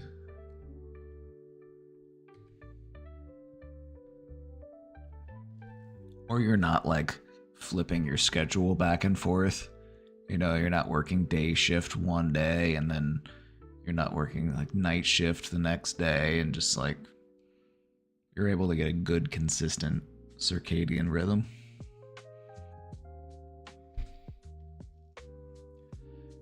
Although it is very frightening, sleep paralysis is not harmful. and it usually resolves within a few minutes. But there are some very frightening sounding stories that people have said about their experiences with sleep paralysis.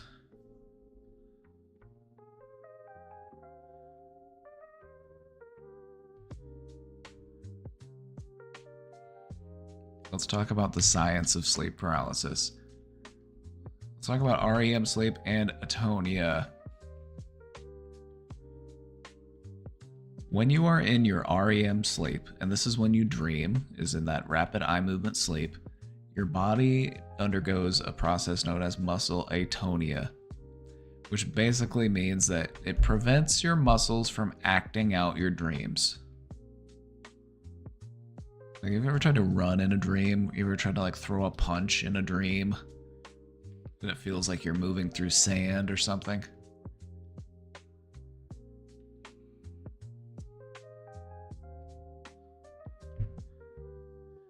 So sleep paralysis happens when the body is still asleep, but the brain is awake.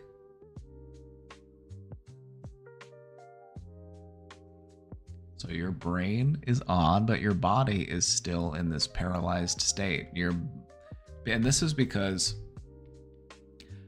the part of your brain that experiences like wakefulness is a different part of your brain than the one that actually inhibits your muscle control. Your brain stem is actually the part of your brain that suppresses those movement signals. And so the awake part of your brain is up here. The muscle control part of your brain is down here. This part's not awake yet, but this part is.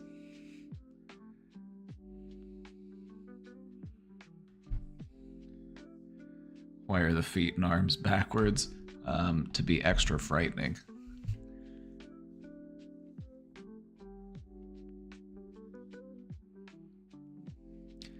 Basically, this is a misalignment in the brain's sleep-wake processes. And this can happen more because of a number of different things. A lot of them are actually physically related things. Your blood sugar level, your sleep patterns, your stress level.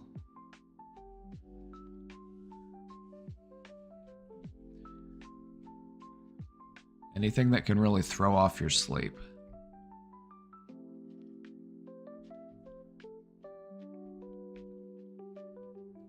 Sounds fun, right? Sounds like a good time.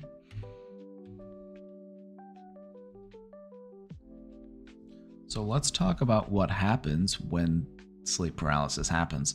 A lot of people report that they experience hallucinations.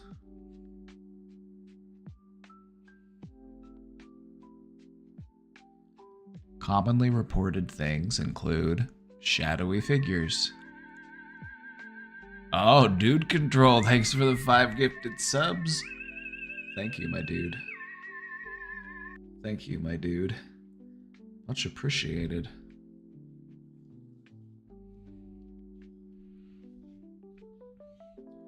Are wet dreams opposite of that? Your body acts when you're still asleep? Actually, wet dreams would be an example of how orgasms happen in the mind and not in the body.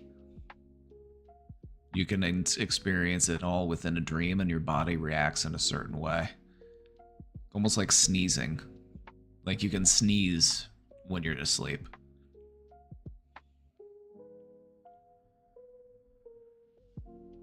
So it's more like that than... It's a mental process that triggers like an involuntary body reflex.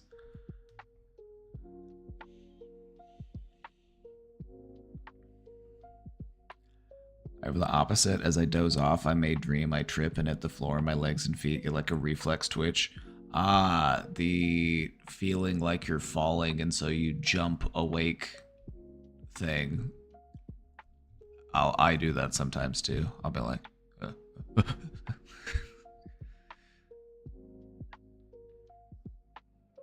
have a dream that you're falling off the bed and then you jump up in bed.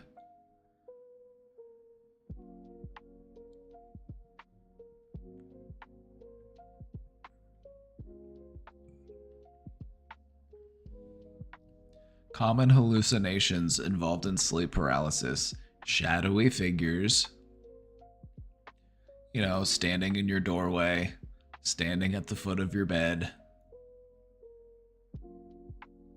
feeling pressure on your chest, like sometimes feeling like there's something on your chest. You feel like you're being watched.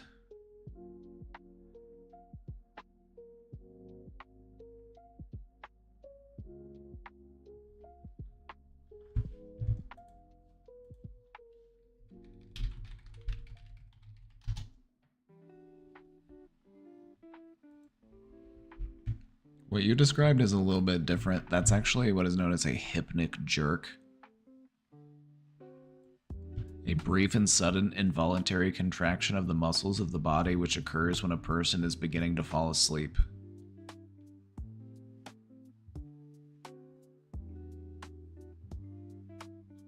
Around these are much more common, with around 70% of people experiencing them at least once in their lives. 10% of people experiencing them on a daily basis.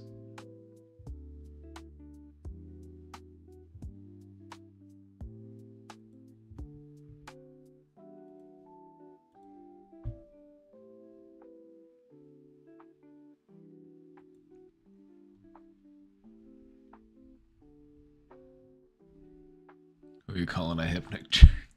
Not you. I would never.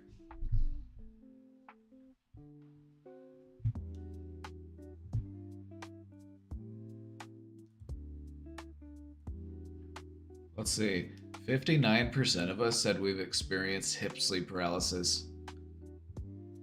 41 no. So we're in the we're actually in the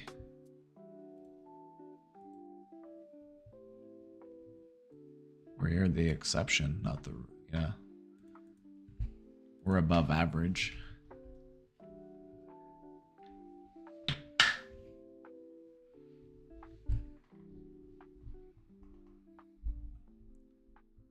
What if I lay in bed and close my eyes and imagine the bed being upside down, but I don't have to move my limbs?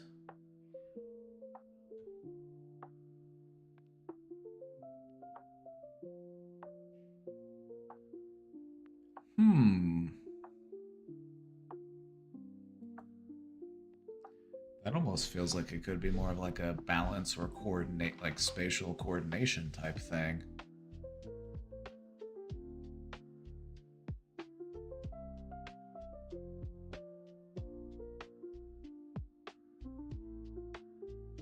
An equilibrium type thing.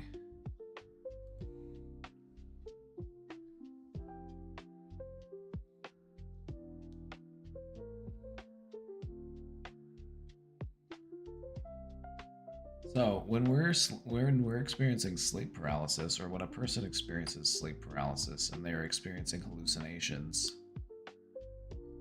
these types of hallucinations tend to be especially frightening. And it's because the parts of your brain that are awake are the centers of your awareness and the centers of your fear. So if you're gonna be awake and you can't move your body, this is the worst part of your brain to have awake. That's why sleep paralysis is so scary.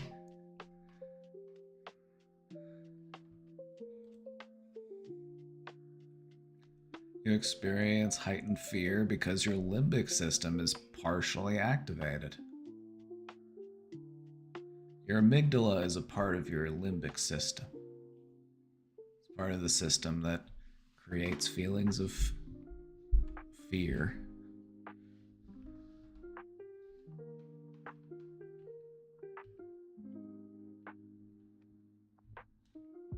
And then since you can't move, it increases your sensations of vulnerability. It's a literal nightmare scenario.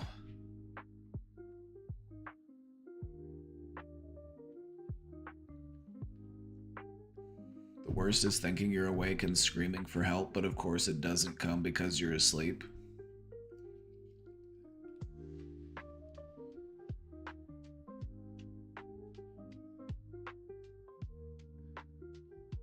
I wonder what the solution to this is.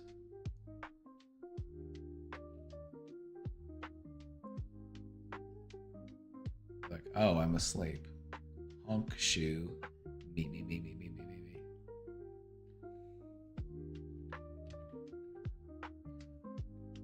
You know this guy? Have you seen the Hat Man?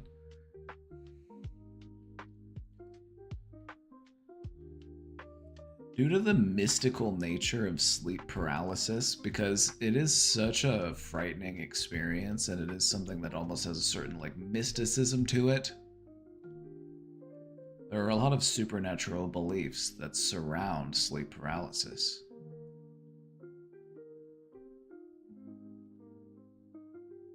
Often it's attributed to things that are supernatural, whether it be ghosts, demons, witches, etc. Some cultural examples: the old hag in Newfoundland lore.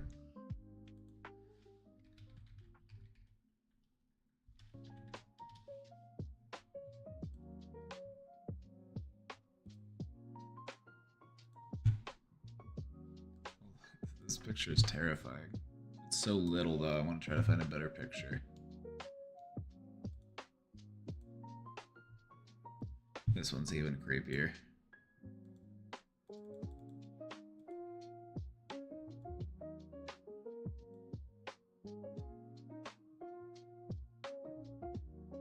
Some creepy old...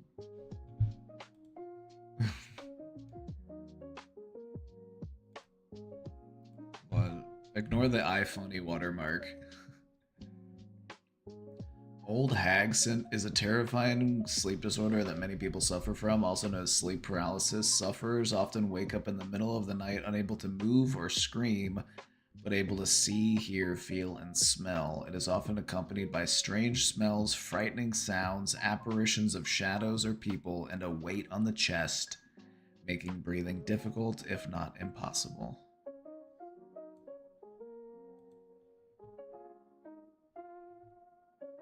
Old hag.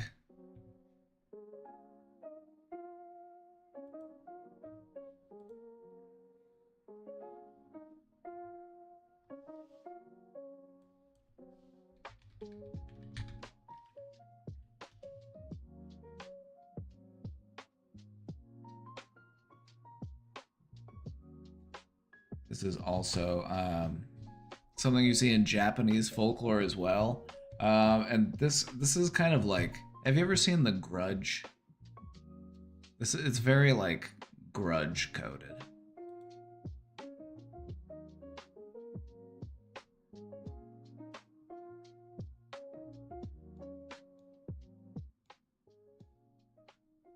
Just like it's like scary, malevolent, shadowy presence.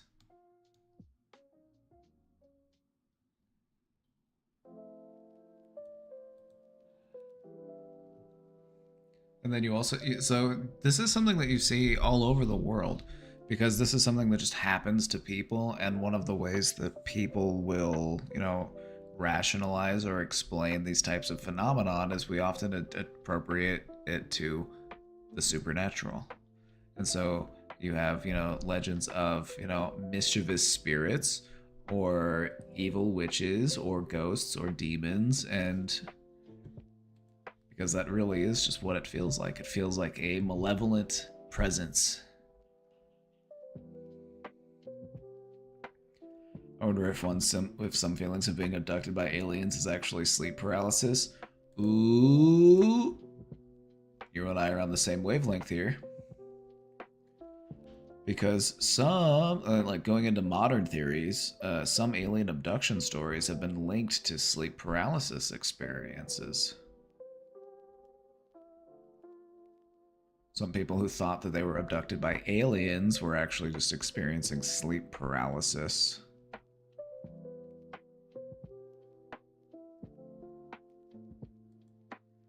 Not to discount the people who are actually abducted by aliens, though, which, by the way, I'm waiting.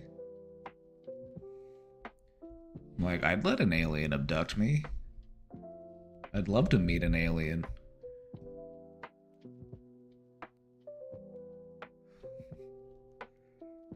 Well, we're waiting.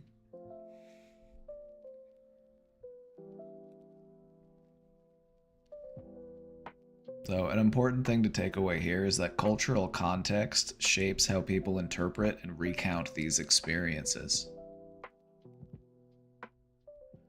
But just overall, the experience of sleep paralysis does just have a very like supernatural feeling to it. You know, you can't move, but you're basically awake and you can see and hear and experience things that aren't actually there. It feels unreal. Also, this picture is the Hat Man. A lot of people who experience sleep paralysis will report seeing shadowy figures, and then there is a shadowy figure who is the boss of the other shadowy figures. And the way that you can tell that he's the boss is because he wears a hat.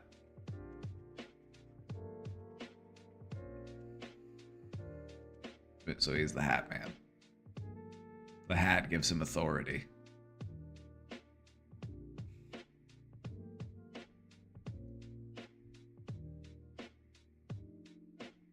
And I think this is interesting because it kind of ties into some of the underpinnings of like human psychology. Just like if you're seeing shadowy figures, how do you differentiate one shadowy figure from another shadowy figure? How do you establish a hierarchy amongst shadows? Give one a hat.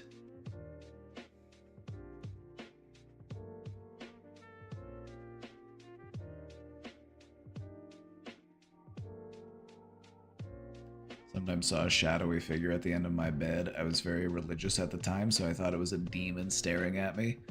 Right? And it's like when you're only like half awake and your body is asleep and your mind's just like in panic mode, it's just like, oh yeah, it feels like a demon. Like, how does our mind think that's so strange? See, here's the thing. I feel like it's experiences such as these that really reinforce people's beliefs in the supernatural. And it's not just stuff like this, but there are other ways that our minds are wired to feel things as being supernatural when they occur.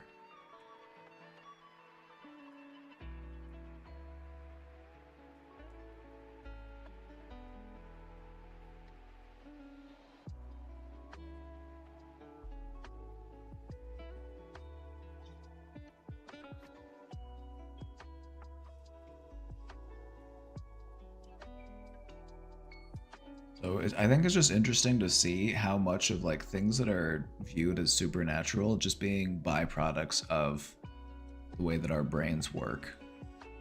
And there's a certain like type of experience that gives us a sensation of otherliness, supernaturalness. You've probably experienced something like that before in your life, and it felt otherworldly.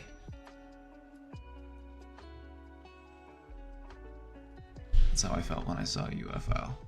So I've been there.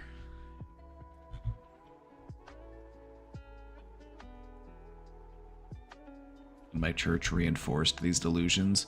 Of course, why wouldn't they? It agrees with what they're trying to teach. Of course they're going to reinforce those delusions. They're going to be like, you thought you saw a demon at the foot of your bed? That's because you did.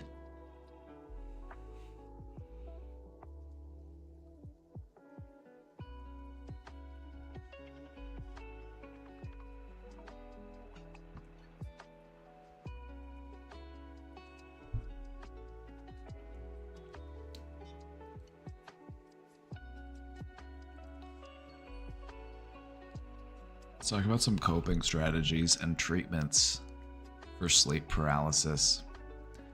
If we have sleep paralysis and we want to not have as much sleep paralysis, there are ways that we can do that. And part of what we need to do is have good sleep hygiene. This is a consistent sleep schedule. This is why people who have inconsistent sleep schedules are so vulnerable to it. Your rhythm is off. And when your rhythm is off, sometimes your brain and your body just get things mixed up, and you end up having things like sleep paralysis.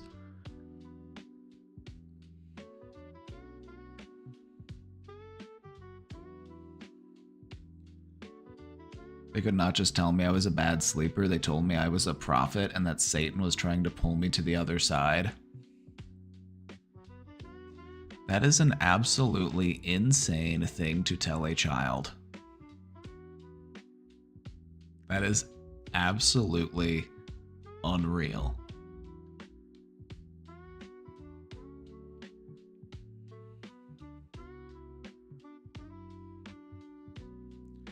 When I was young, I once had a glass on our table suddenly split into two parts. Both me and my brother were away from the table. Till this day, I have zero clue how it happened.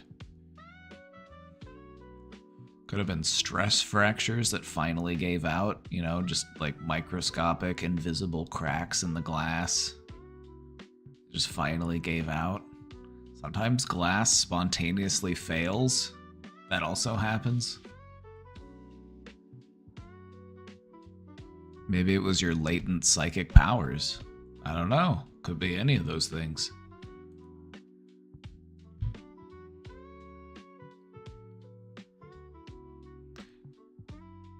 Create a relaxing bedtime routine. Don't just lay down and insist that you go to sleep, you know? Invoke sleep. Create a bedtime routine, something that can help you wind down. Something that can ease you into sleep. Something that can make it very easy for you to just slowly drift to sleep.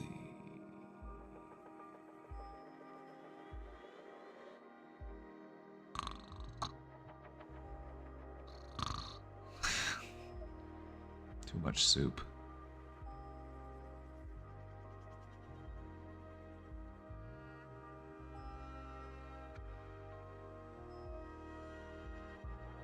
I have trouble falling asleep and have used different techniques. One is that to completely empty my mind and let all pictures in, and there the hag is. Then give her a smooch, tell her good night, and say, I'll see you later. Just give her a big kiss. Send her on her way.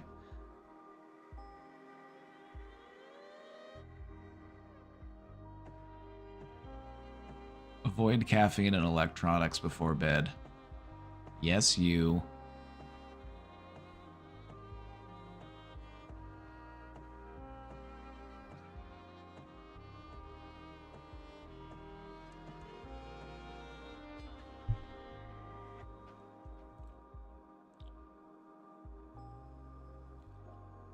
Stress management techniques can also help. Practicing your mindfulness or meditation can help you to reduce your anxiety and reduce the likelihood of sleep paralysis. Sleep paralysis is the type of thing that can happen also if, like, you have a stressful, anxious type of day and then you're trying to go to sleep and then there are some unresolved feelings and it just kind of keeps your mind too alert. And next thing you know, your body is asleep, but your brain wakes up. So sometimes it ties back into your anxiety. Stress is commonly a trigger for sleep paralysis episodes. So if you can manage that stress, you can help to manage the sleep paralysis. If necessary, medical interventions are also an option. There could be an underlying sleep disorder, such as narcolepsy or sleep apnea, in which case you'll want to get that taken care of. And in severe cases, medications, such as antidepressants, may be prescribed.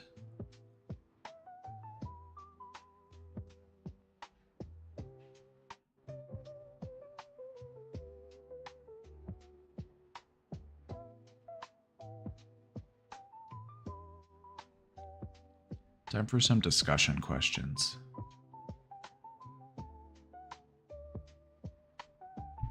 Is there any link between anxiety and nightmares in kids?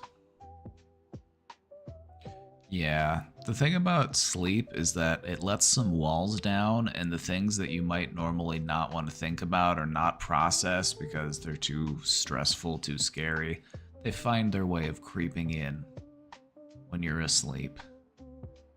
The walls come down.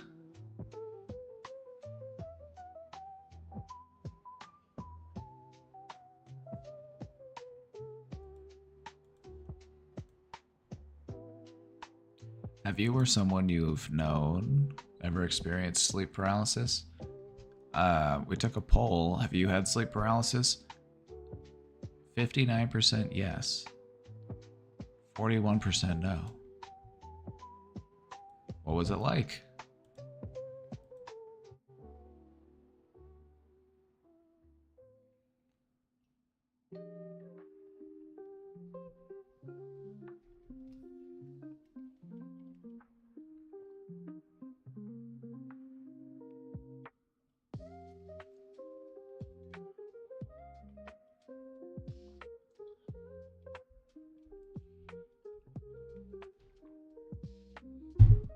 I never dream. Do you smoke weed? I'll put mine in the question box because it's kind of a doozy. Alright, we'll check it.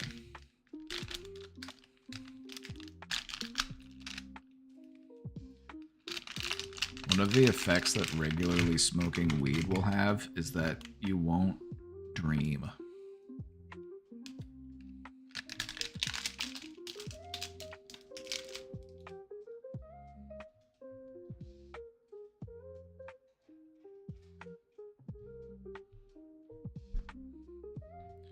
I dream like once per month or less.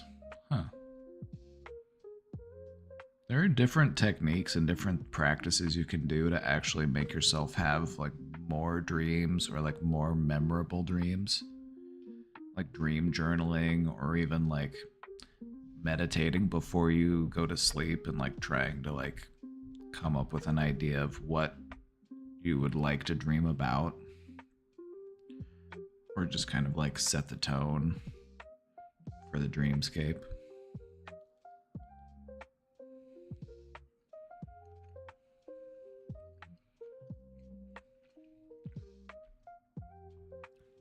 My husband only dreams about working. Poor guy.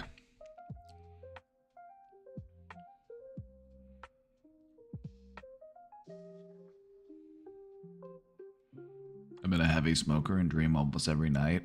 That's interesting. There's a lot of people stop really having dreams. Or maybe we do have, like, I have dreams sometimes, but I definitely don't have dreams that I remember every night.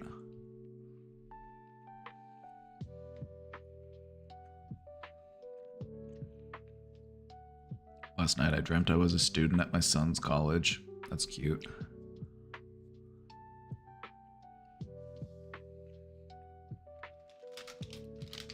And then you remembered on the last day of the semester that there was a class on your schedule and you forgot to go to it all semester long, and now it's the final.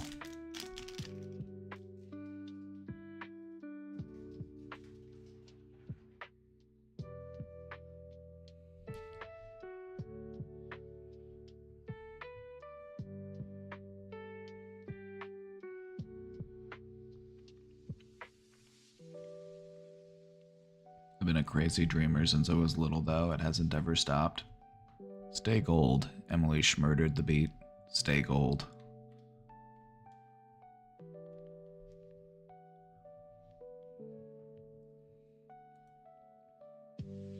Why do you think so many cultures link sleep paralysis to supernatural entities?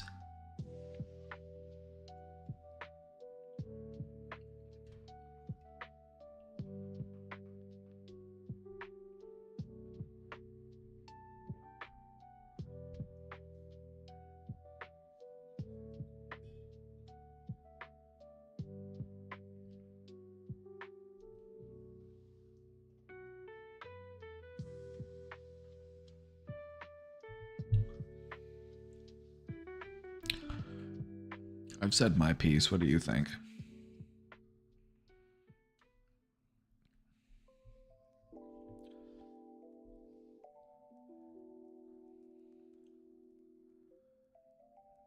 I think that like people really are just wired for a supernatural experience. You know, those moments where it's like you feel the hairs stand up on the back of your neck, or you feel like that a feeling like deep in your bones. like a chill runs down your spine. Those types of feelings.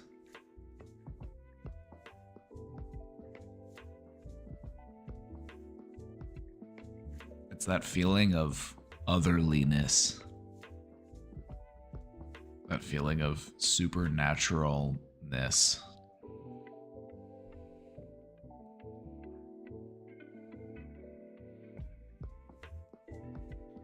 It's a bit unexplainable, it's a bit inexpressible.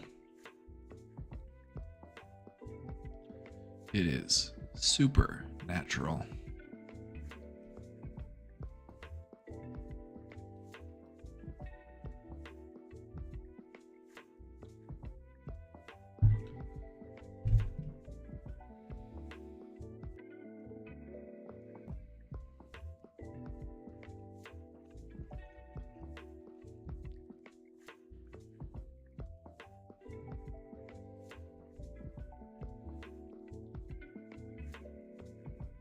And what I find interesting to think about is I know that part of why we experience things that feel supernatural is because we're wired for it.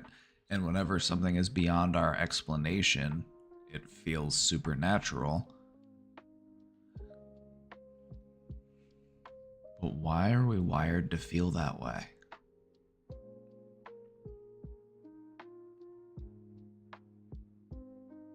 Why are we wired for that type of sensation? Why not just be wired for rationality? Why not be wired for logic?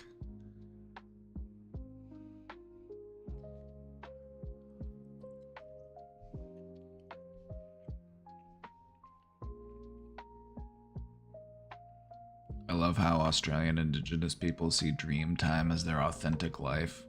Yeah, that's the real world and this is the dream.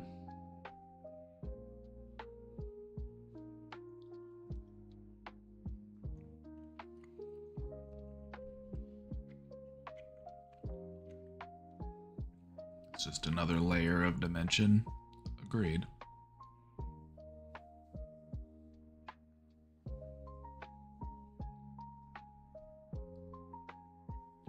Some people are wired for logic and they dislike supernatural.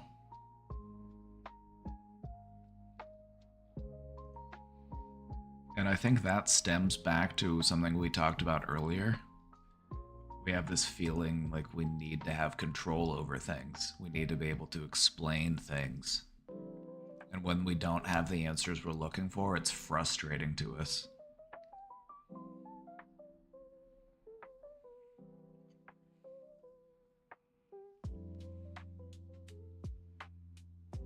I think it's beautiful. There doesn't seem to be a clear evolutionary advantage for it. Right? So is this an evolutionary feature that we are meant to outgrow, or is this one that we're meant to explore? That is the question.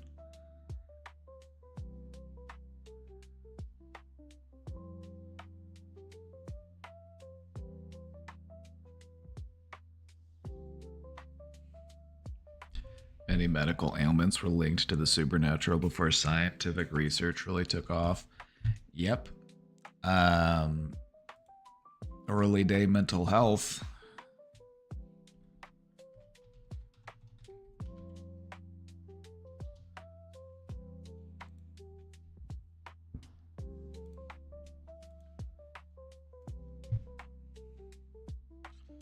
Early mental health. Oh, you got a spirit living in your skull? Let's drill a hole so that the spirit can get out.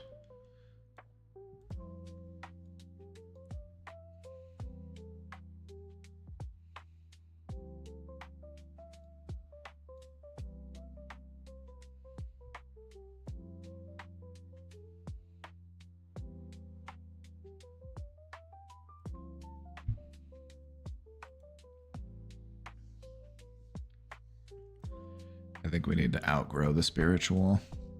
I think there's room within us for both.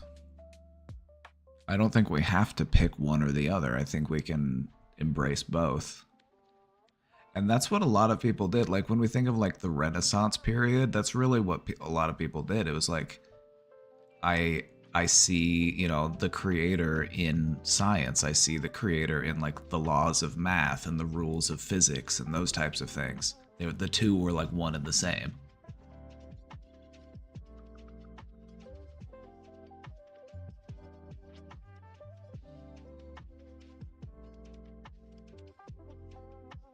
I think we need to outgrow religion, but spirituality I get. Yeah, I'm with you on that one, because I feel like a lot of existing religions are they're just patriarchal institutions.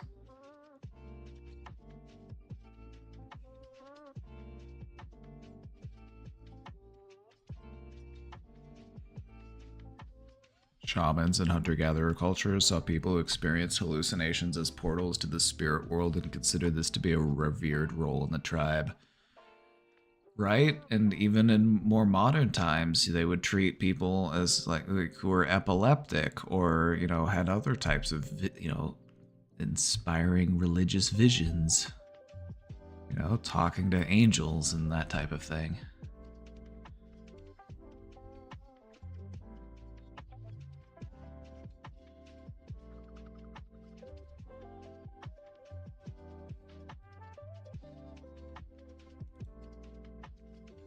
Like, I was always a very, like, rigid scientific type person. But then I realized that makes the universe feel like a cold, dead place. If this was just all on accident, just all on happenstance, and there's nothing above and beyond us, that sounds kind of bleak. It's just not really for me.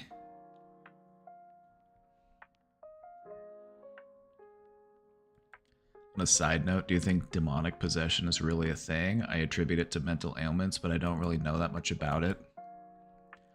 I believe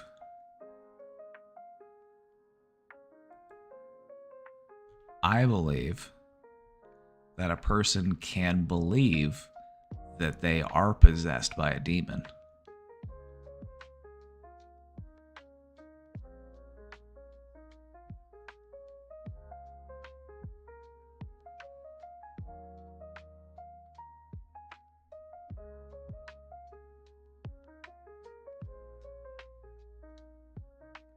I believe that a person can believe that they are possessed by a demon, and they can actually use that belief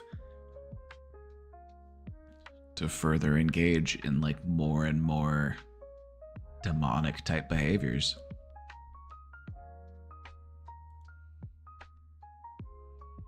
There are a lot of people who associate their negative behavioral traits as demons.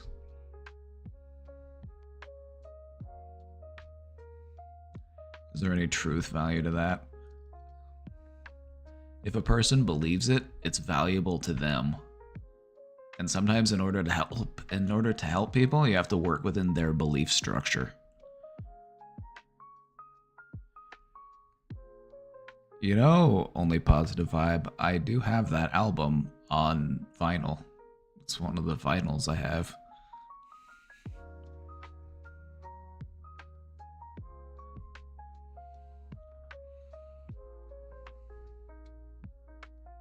It's a great album.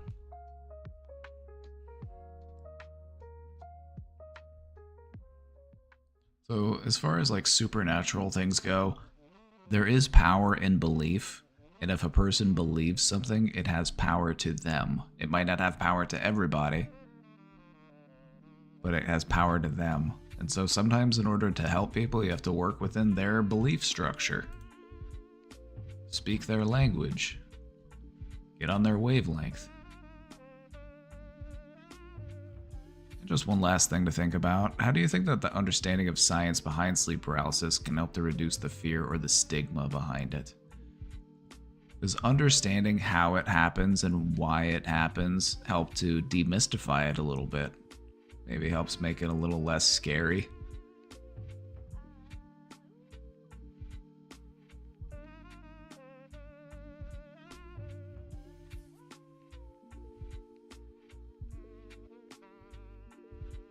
Anyway, this is sleep paralysis. Just a fun little presentation today, nothing too big. Nothing too major, just a little fun one. Hope you enjoyed it. Thank you.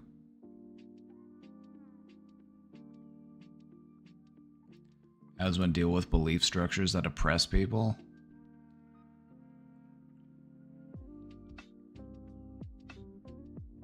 Depends on what your goal is. My initial instinct would be to get out of that belief structure and not participate in it. Or to, if you're trying to pull someone out of that belief structure, have a conversation with them about their beliefs. Talk to them about how they feel about how people should be treated.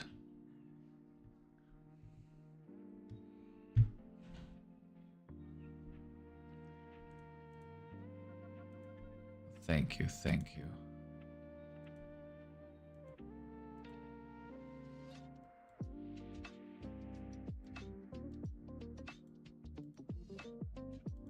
We got some questions in the question box, so we're gonna hop back over.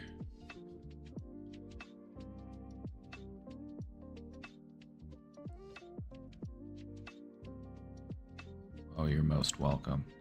Yeah, I just wanted to do a shorter, like, kind of fun one today. Like, is sleep paralysis fun? I thought it was fun. It might be kind of scary, but I think that scary stuff is kind of fun sometimes.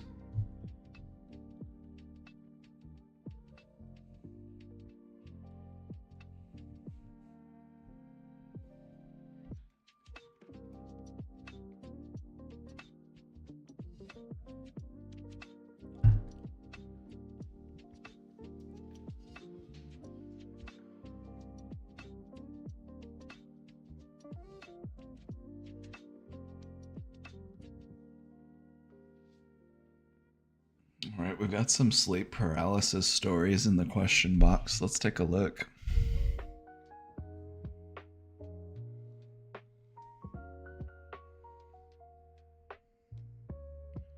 You thought no one ever had those? Sleep paralysis? No, I didn't think no one ever had those. Hmm?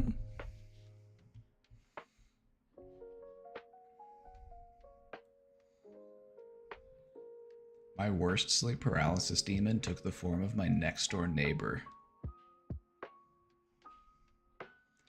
When I woke up, the door was completely locked and everything in the studio apartment was undisturbed. To this day, I'm not sure what's real. Some people I have told have made a joke that my neighbor really broke in and tried to strangle me. That's a really messed up joke. That's not funny.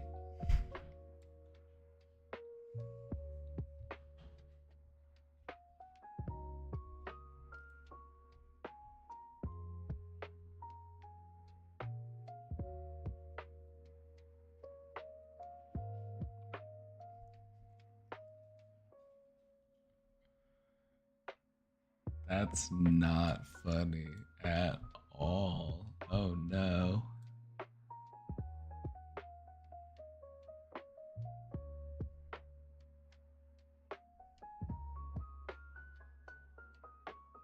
Lived in a halfway house. Most of the women were on some sort of probation. I personally have never been to jail. I just got lucky and wanted cheap rent. But I had my own apartment with a very secure door. I got along with all the neighbors and they were mostly very sweet.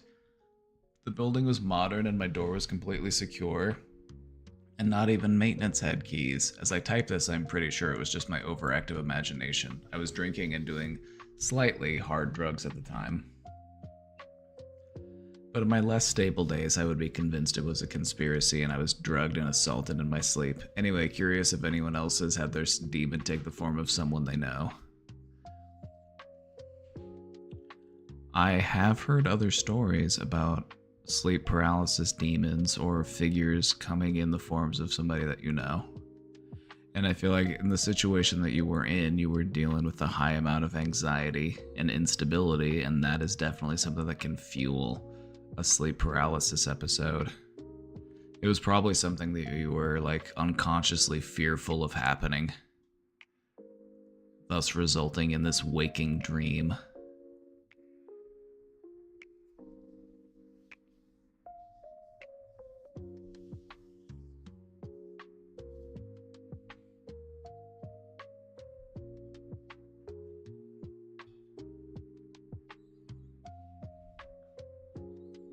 I mean, you just got to think about it. They would have had to have had the keys. They just let themselves in, strangled you a little bit, decided they didn't want to go through with it all the way, and then just left as if nothing happened. They were like, actually, I changed my mind. I don't want to strangle you. I'm just gonna go. My bad. I'll lock the door on my way out.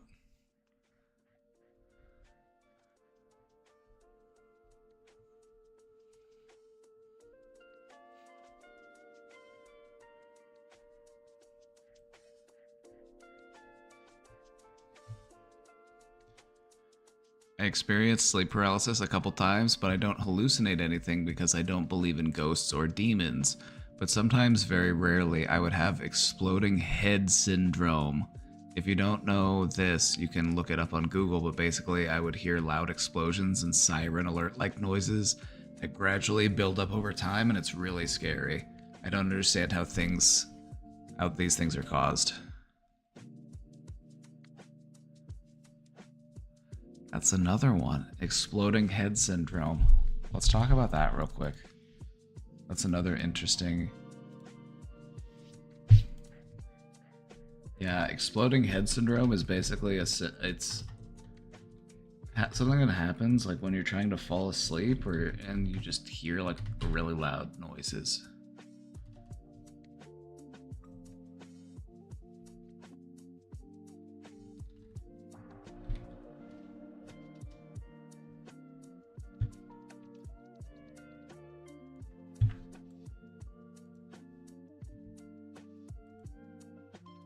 Does it make the head hurt as well? It sounds painful, but it doesn't actually make you feel pain. It's more of an annoyance than anything else.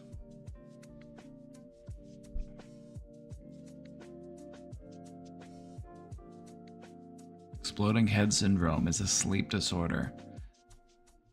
This is an indicator that you can, like, think about when you're dreaming and you can hear things that happen in the dream. Even though you aren't actually hearing those things, it's like you can hear them. You can give yourself the sensation of hearing a thing without actually hearing the thing. Like, think about like a song or like a rhythm or like something very familiar to you, something that, you know, and it's almost like you can hear it. And the more you focus on it, the more you kind of can hear it. When you're in these like really like sleepy spaces, sometimes it's just like you can really give yourself the impression that you are hearing something. Stop it right now. This happens to me. I've been asking about this. Yeah, let's talk about it.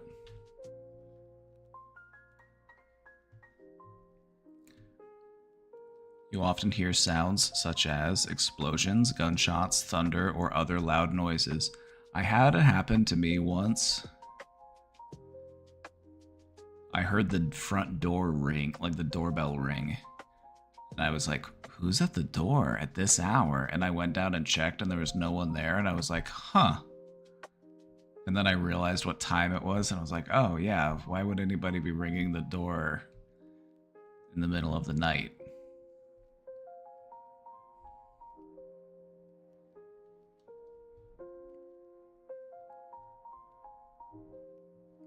I'll be falling asleep and hear a loud noise and look around and be like, what is it? Yeah, right? Like, that'll happen.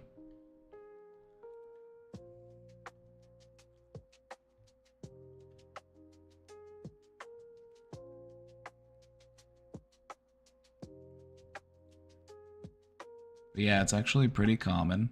It also says it's more common in women. It can happen to anybody of any age, though.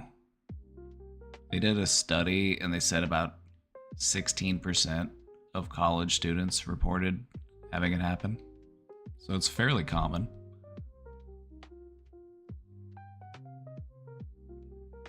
Sometimes it's ongoing and consistent. Sometimes it's episodic.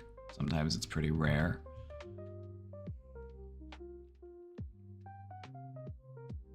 In most cases, researchers don't know what might trigger it, but some people report that feeling stressed or tired might have led to these episodes.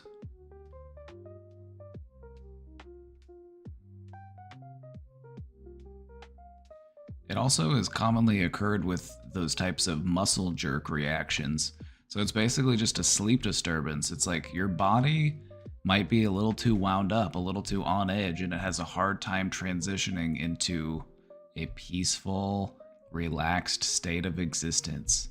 It's just too wound up. It's just too on guard.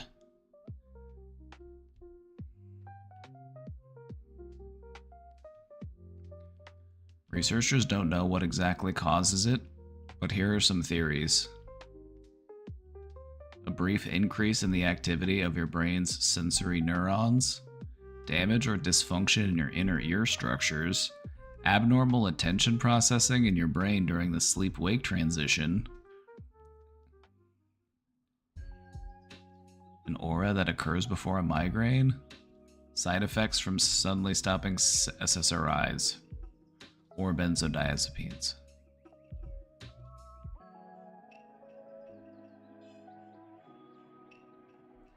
I think a lot of it has to do with this one, the abnormal attention processing that happens in your brain in that transition between sleep and wake.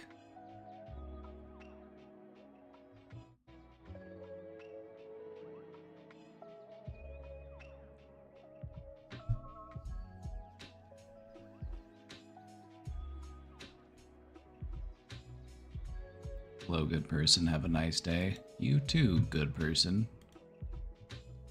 You have a good day as well.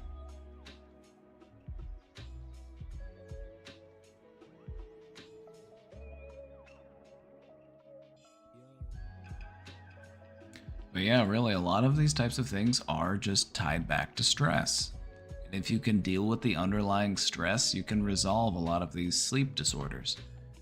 And they kind of feed into the stress. So it's like, I have stress, and it makes my sleep crappy, and then I get crappy sleep, and that makes me more stressed, and then it just becomes this cycle, more and more stress.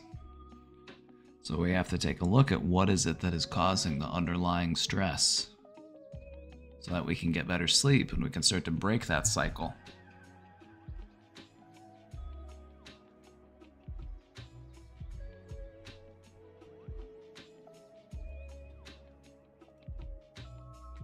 Hi, Joshua in chat. I am gay. Hi, gay.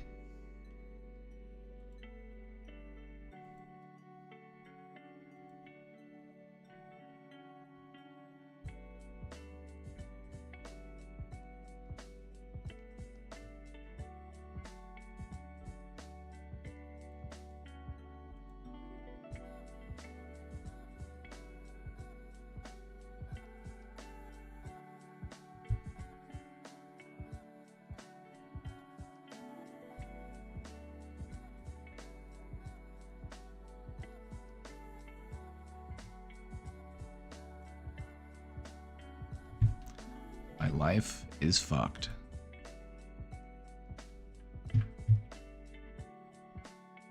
I had a union job. It was challenging, but doable.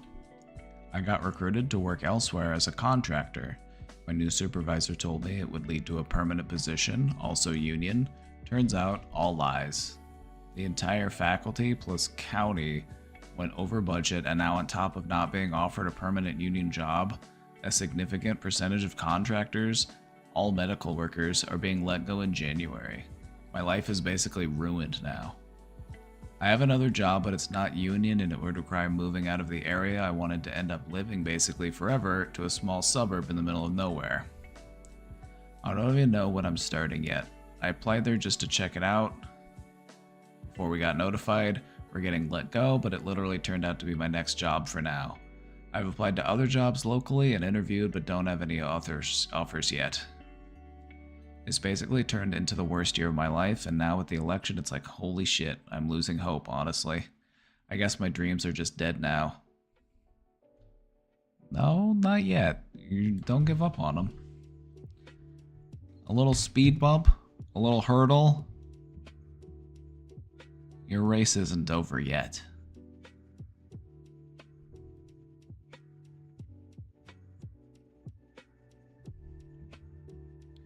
I regret ever leaving my union job. I guess I might end up moving to Canada one day, but I'm sort of losing hope that anything good will come in the future now.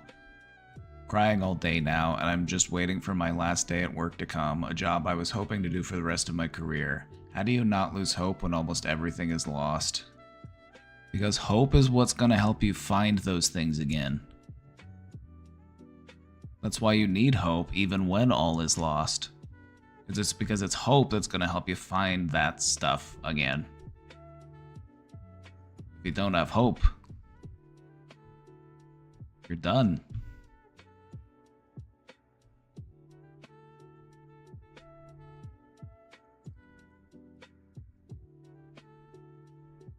Can you scroll up to how he lost it? The job was lost because they went over budget and they were offered a position, but they ended up not getting that position. And that's just, you know, as difficult and as stressful as that is, you know, in the long run, it's like,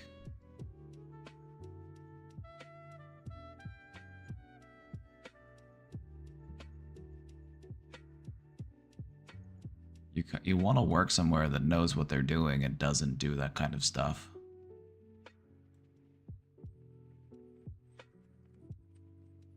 Keep applying to different places, keep looking at different jobs, you'll find something, you'll make it work. Build that hope back up. Don't give it up. Don't give it up.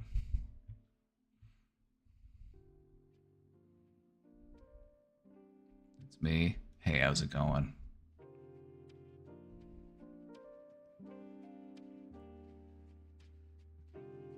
When all is lost, you can't lose hope, because hope is what helps you find everything again.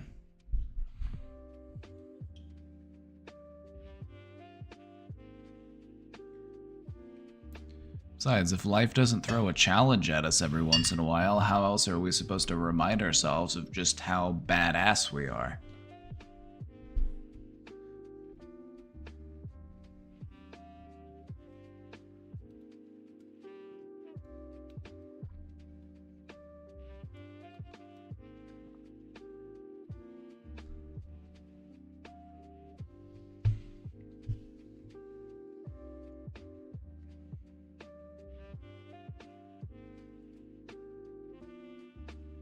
If it's the worst year of your life, then it can only go up from here.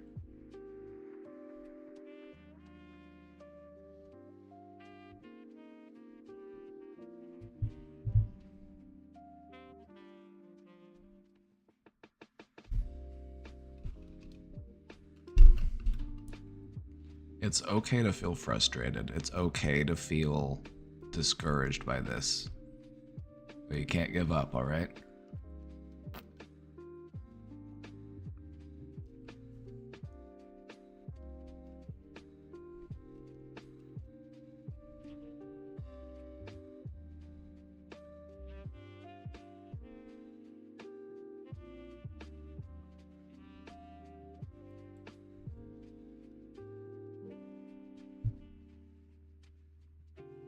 When you mentioned the wet dreams, I realized something. Warning, as an SFW a bit. I'm assigned male at birth. I've never touched myself. I always do the masturbation purely using my thoughts. I don't think it's something I need to work on. I just think it's a bit weird.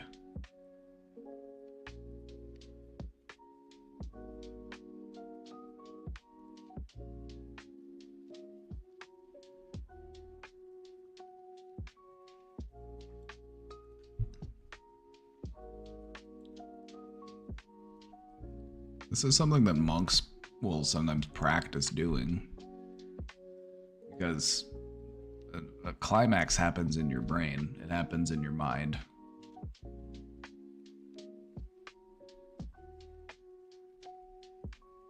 You just have a higher level of control over your mind. Not a bad thing. It's not weird. I would say most people probably can't do it, but that doesn't mean it's unusual that you can do it.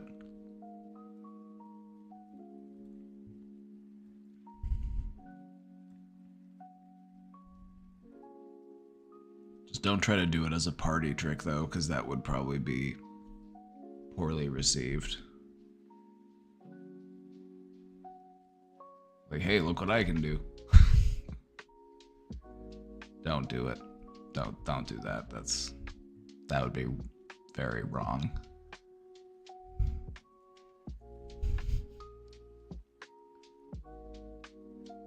And for my next trick,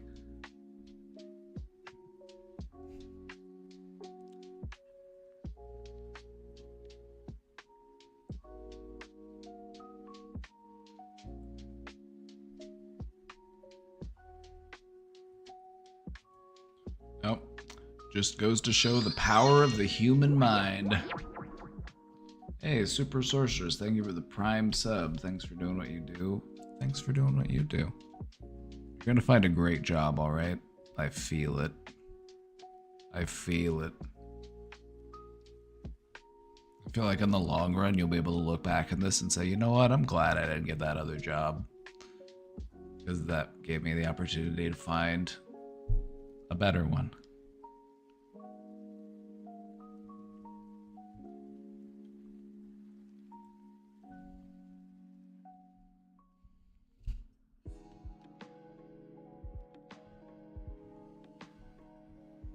Hope so. See, there you go. There's that hope we're looking for. Would you like us to do some manifestation for you?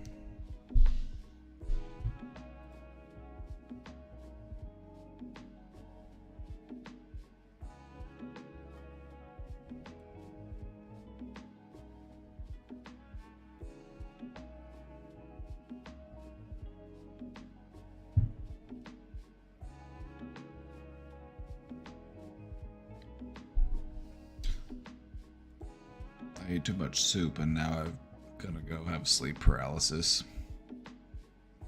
I'm gonna go fall asleep on my back and visit the Hat Man.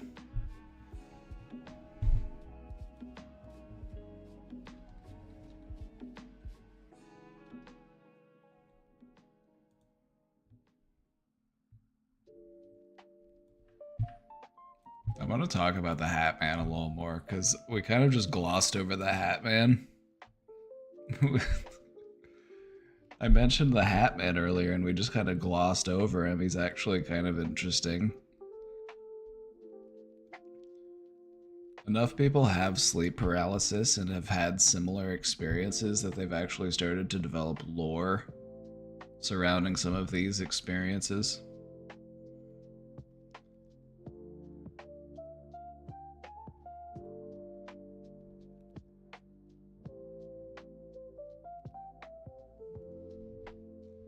Descriptions of the Hat Man are remarkably consistent from one account to the next.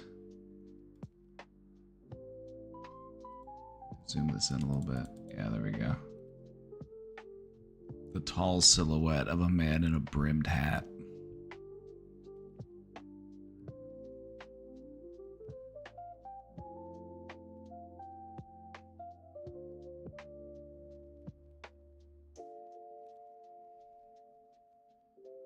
Some people also talk about taking too much Benadryl and seeing the Hat Man.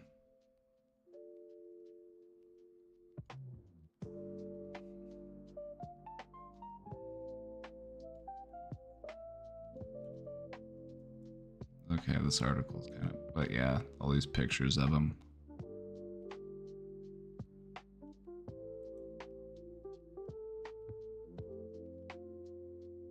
About the Hat Man.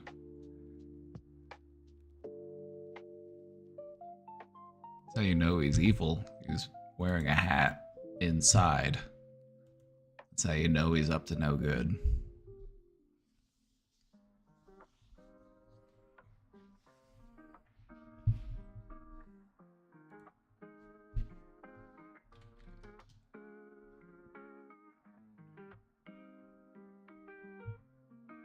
Acid on your.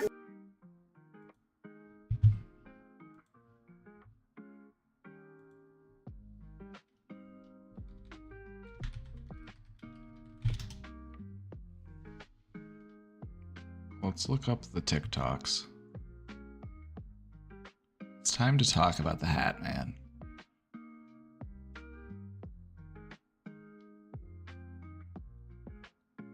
Are there people out here that take this seriously? I'm sure there are. I'm sure there are people out there who actually like...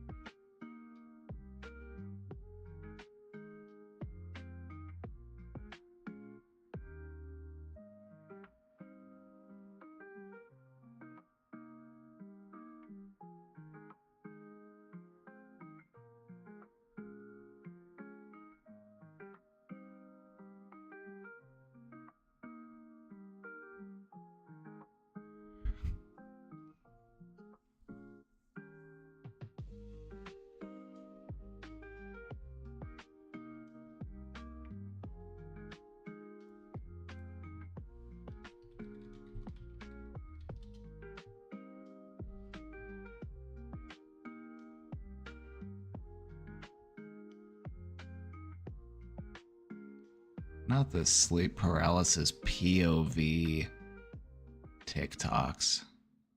Oh no. Sleep paralysis is a gift. Hold on, what are you... Hold on, what? Sleep paralysis is actually a gift. So if you've ever woken up in the middle of the night or during a nap and you cannot move, you can't really breathe, like a demon is sitting on your chest, you're hallucinating, maybe seeing witches or demons or shadow people, there's actually a way to unlock this for you, and it's a gateway to astral projection and a lot of other cool stuff. So there's an interview by Joey Badass about sleep paralysis as the gateway to astral projection. This changed my life. And this knowledge is, it takes some work. Like, it's not like you're gonna hear this and automatically it'll switch. I mean, it actually could, but you also have to train your brain. So in the video, he goes on to say that when you have sleep paralysis, you might see a witch lady or demon lady, you can't move, you're frozen, right? You feel like you might be dying. And then he goes on to say, it's actually a gift, and here's why. So he says, you know what the next step is? The next step is, after you can't move or can't breathe, you relax into it, you calm down, and all of a sudden, you're out of your body. And crazy enough, just to give you guys some proof, I'm plagued with sleep paralysis, and after I watched this video, coincidentally, I was going to the Monroe Institute 2 years ago to learn the gateway process, which is where they train your consciousness, you can go out of your body, and I had never done that. I had sleep paralysis on the plane going to the Monroe Institute. I relaxed into it, and as I relaxed, I came out of my body like I was a mist. And then I knew that my body was back there, and I started to think, oh my God, I'm in a plane, I'm gonna get lost, like I can't be doing this. And then I went back into my body. It's also really funny because in this video, when he talks about how you move out of your body in sleep paralysis and that it's not a demonic thing, that we just think it's a demonic thing because our minds play tricks on us, which basically when you have sleep paralysis and you're in that realm of the mind or that dream state, your beliefs hold a lot in what you see. So if you think it's going to be a demonic or bad experience, it will be. Or your mind will go into survival mode and panic, so you see some of those things. But the second, I guess, you train your...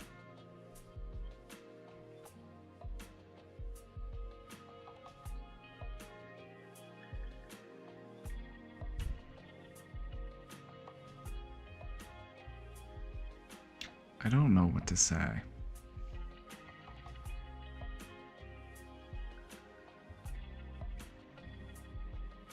Like, I don't want to come across as a hater just because I don't know how to astral project or something. I'm like, I'm not gonna, like, but,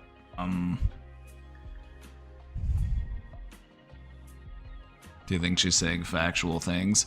I think that the human mind has a remarkable ability to imagine things.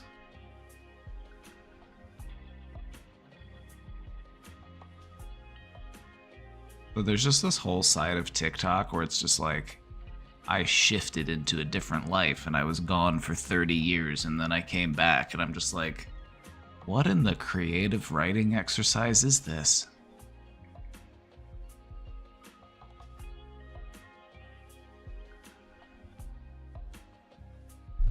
Like, be right back. I'm gonna go shift to a fantasy universe.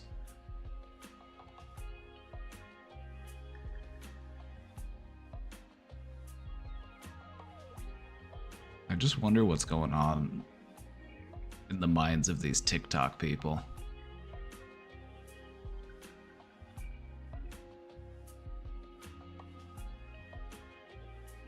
Huh.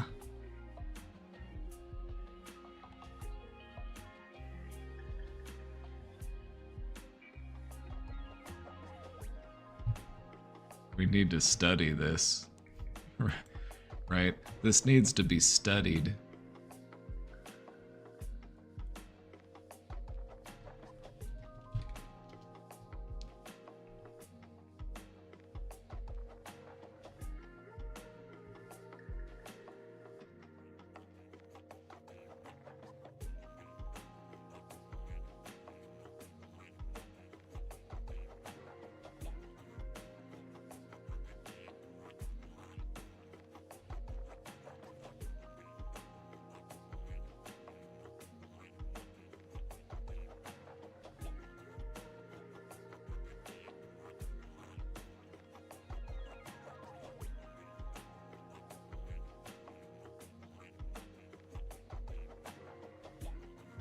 Here are 6 signs that you're about to enter a new reality, or what is also known as shifting into a new timeline or a new dimensional reality.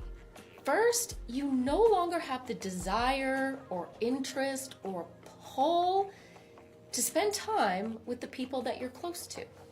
And this leads to number 2, in which you are experiencing a strong desire to find something or someone or some place that is new, which leads to number 3, which is sensing that something is on its way to you, but you have no clue what that is.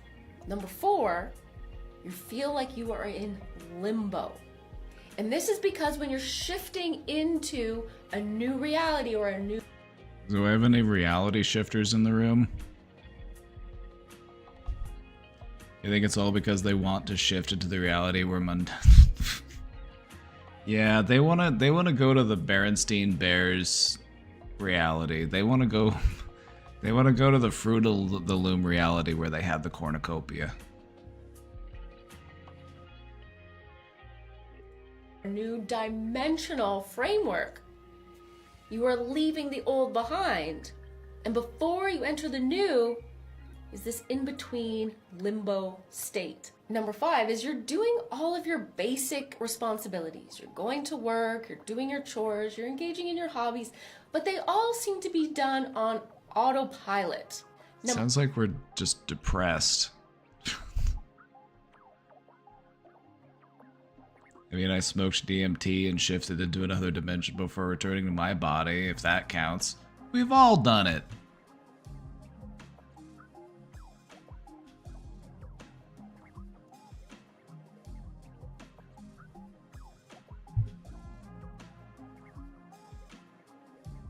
Number 6, you go to bed feeling like something is unfinished, undone. And you wake up with the expectation of making something happen. Remember, what fixes depression better than pretending to be in another universe? Right? Like, are you so depressed and disconnected from your current existence that you need to embellish your imagination and pretend that you went to a different reality?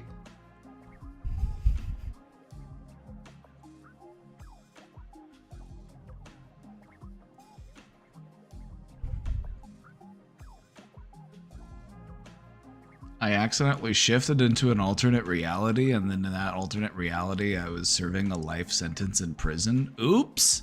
Time to shift back out.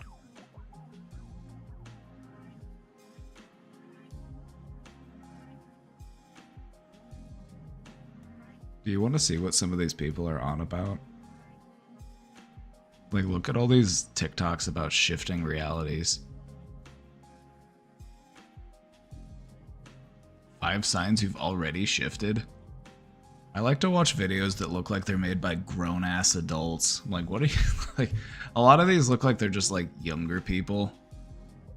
And I'm just like, okay, whatever. But then I see when it's like, you look like a grown-up. Like, what are you doing?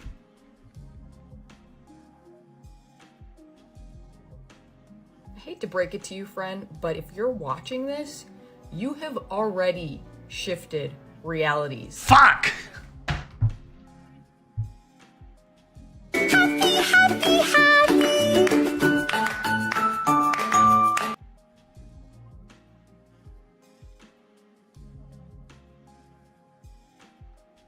We already shifted. It already... Fuck, we... God damn it. Damn it. She got us. I hate to break it to you, friend, but if you're watching this, you have already shifted realities. In fact, you are doing it all the time.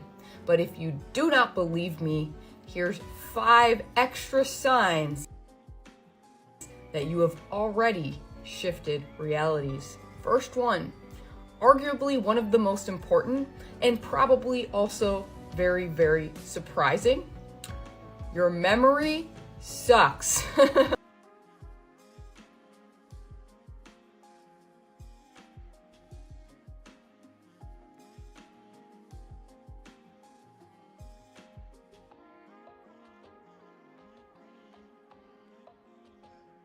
Shift talk, reality shifting, shifting realities, ascension, spiritual awakening, timeline jump.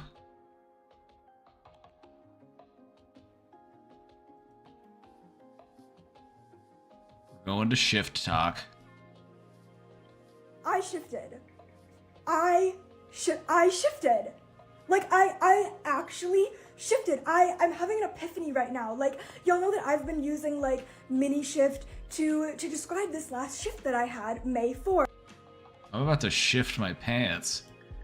I was talking with my friend and I finally had this, like, big, like, epiphany moment last night, and I'm like, why the have I been calling it a mini, like, oh my god. And you know, the differences between here and my previous CR aren't life-changing by any means, but I still did it. And there are other things that I haven't talked about that, like, happened after that mini shift that, like, there's no way. You see? I just did it. It's a shift. It's a shift. It's not a mini shift. It's a shift. It's so mind-blowing. And it was just the universe screaming at me that, like, I did it. I'm just, like, reeling.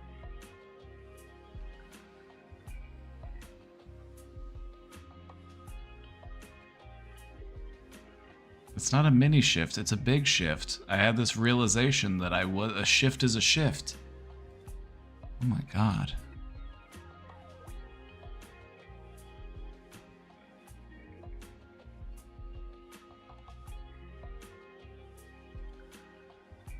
If this is on your For You page, you're probably a shifter.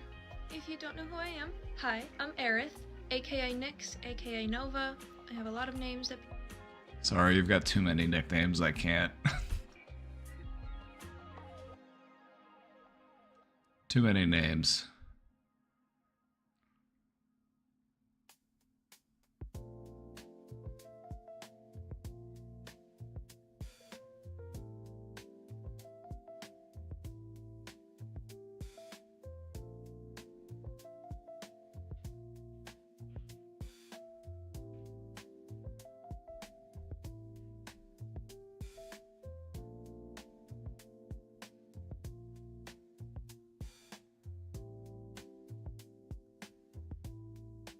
I hate to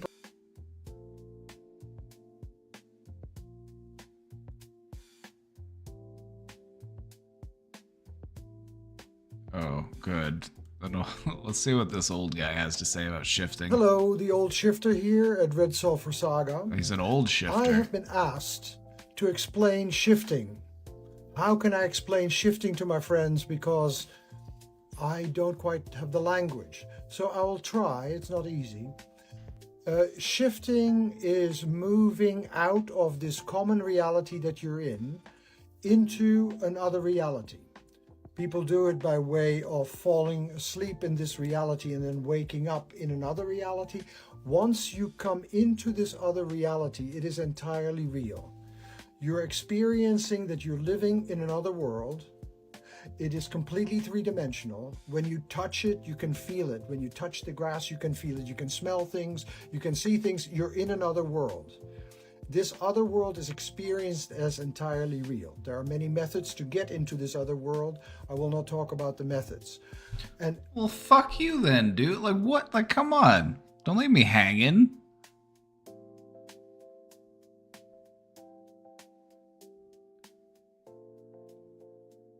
Don't leave me hanging. as you are in this other world, you can stay in it and you can start to communicate with other presences, with other beings, with other people in this other world. Now, some people do this for entertainment, like many people go to Hogwarts, and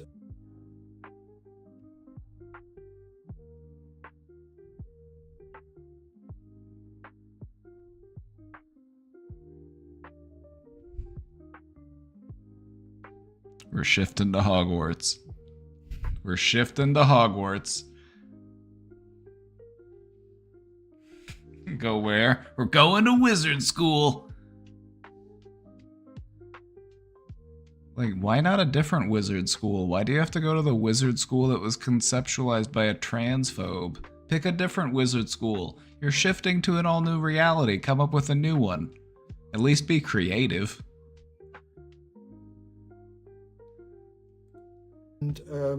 hang out there. And Hogwarts is then entirely real. It's a completely real world that they're in. Or they go to other places to explore. However, whatever you do, people have different notions of how to explain this. Some people say that we are living in a multiverse where there are many different bodies in many different places at the same time. I don't know what it is. I don't know how to explain it. I don't know and understand the metaphysics of it. I am a psychoanalyst, so I am seeing it as an experience. The experience is a real experience. And if you can get that across to your friends, then you've got most of shifting across.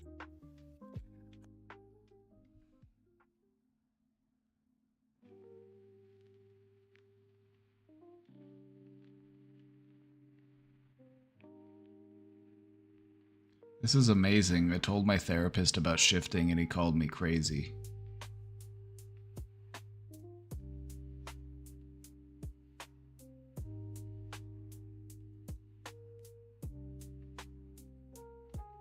Is somebody gonna tell me how this works?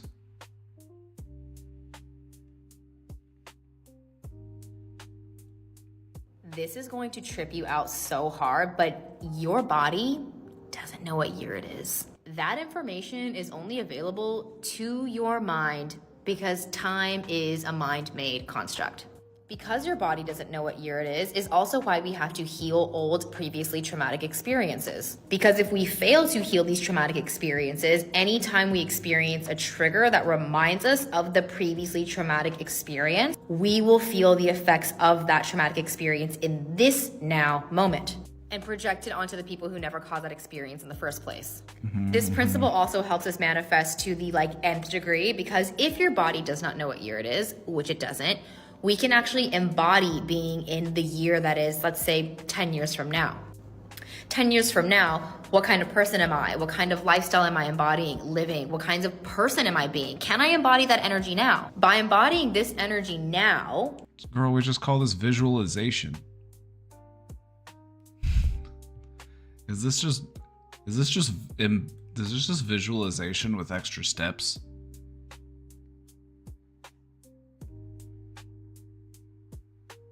This top comment, no, my back definitely knows it's 50.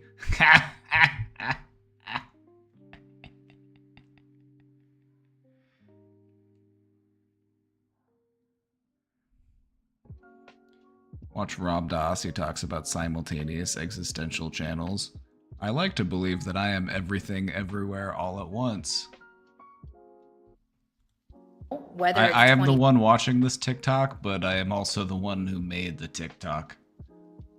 I'm also everyone in chat, and you are all me? Fun. 40 or not, that year is honestly arbitrary once you understand the illusion that time is, but I magnetize that reality to Okay, we're halfway through. Are you gonna tell me how to do it? A lot of people talking a lot of stuff. I'm like, just tell me, like, what are you trying to do here?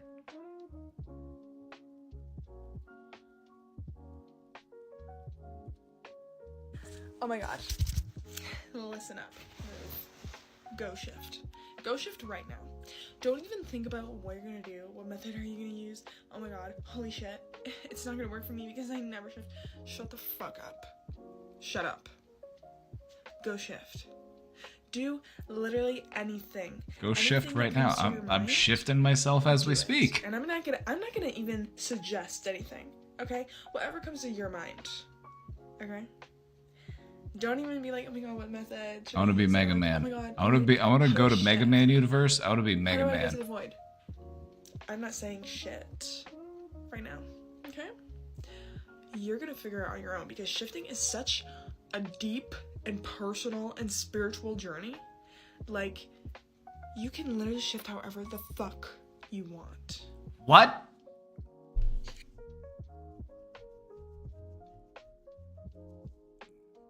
I came here to try to find answers, and I'm just finding more and more questions. So I can do it at however I want?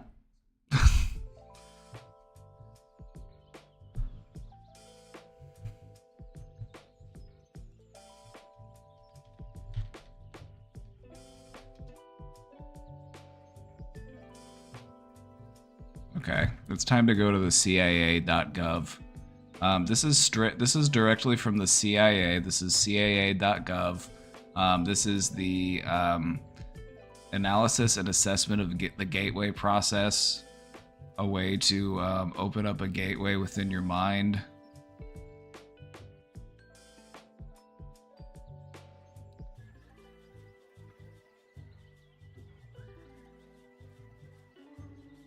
Kundalini psychosis or transcendence.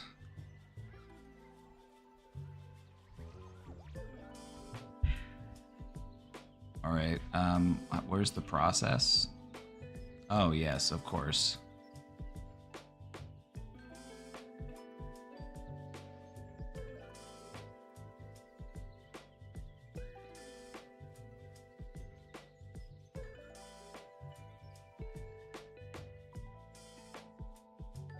This is a CIA document. This is directly from the CIA website. CIA.gov.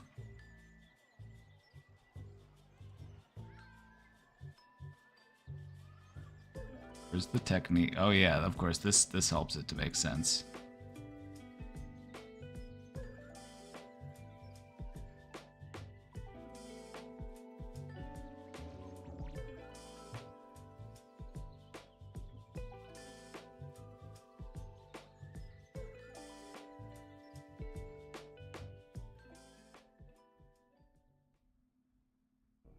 I need to sit down and read through this whole thing at some point. CIA public piles can be pretty interesting sometimes. Yeah, this is an especially weird one.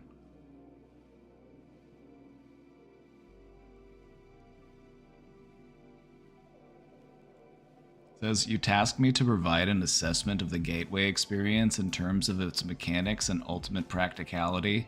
As I set out to fulfill that tasking, it soon became clear that in order to assess the validity and practicality of the process, I needed to do enough supporting research and analysis to fully understand how and why the process works. Frankly, sir, that proved to be an extremely involved and difficult business, initially based on conversations with a physician who took the gateway training with me. I had recourse to the biomedical models developed by Itzhak Bentov to obtain information concerning the physical aspects of the process. Then I found it necessary to delve into various sources for information concerning quantum mechanics in order to be able to describe the nature and functioning of human consciousness.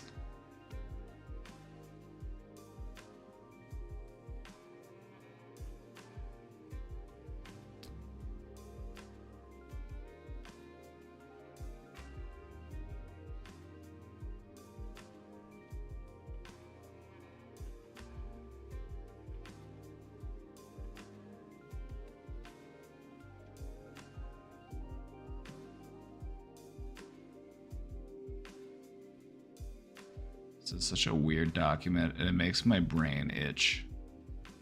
Kind of makes my brain tingle.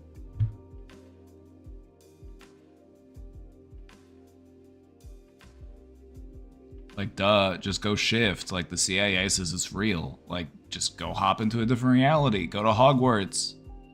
How do you do it? Do it however the fuck you want to do it. Just go do it. Like, that's basically where I'm at right now. That's all I've been able to uncover.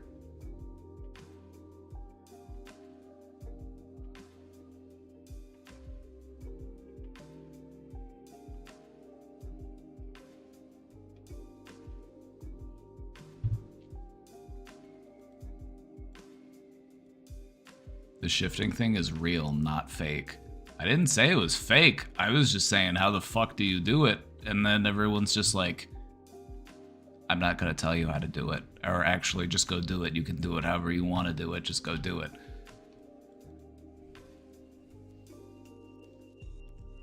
I want to go to Mega Man World, and I want to be Mega Man, and I want to have a laser cannon arm. That's what I want to go. I don't want to go to Hogwarts. I don't want to go to the transphobic wizard school. No, thank you. Leave me out of that.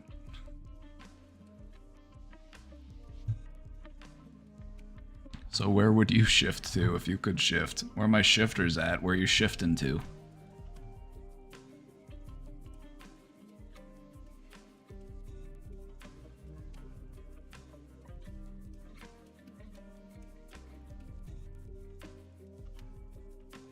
The only thing I'm about to shift is my underpants.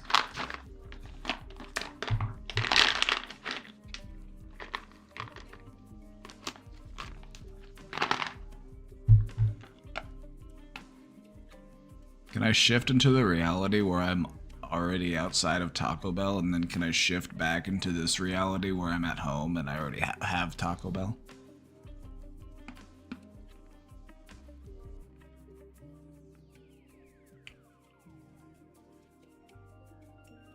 A super gay wizarding school where animals can talk and there is no war or violence. Right now, there is an alternate version of you at a slightly gay wizarding school where animals can talk and there is no war or violence, and that version of you is like, I wish I was in a reality that was just a bit more gay. This reality is just not gay enough for me. I need to shift to a gayer one.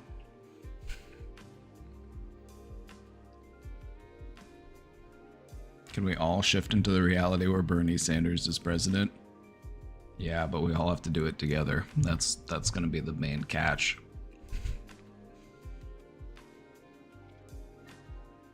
Last week I shifted into a reality where I met Jesus Christ. His beautiful eyes and long hair were really real. He asked me if he could kiss my wife. I let him.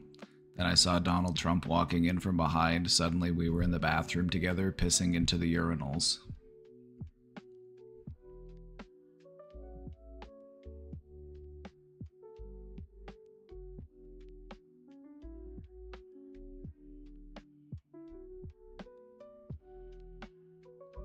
Hell yeah, brother.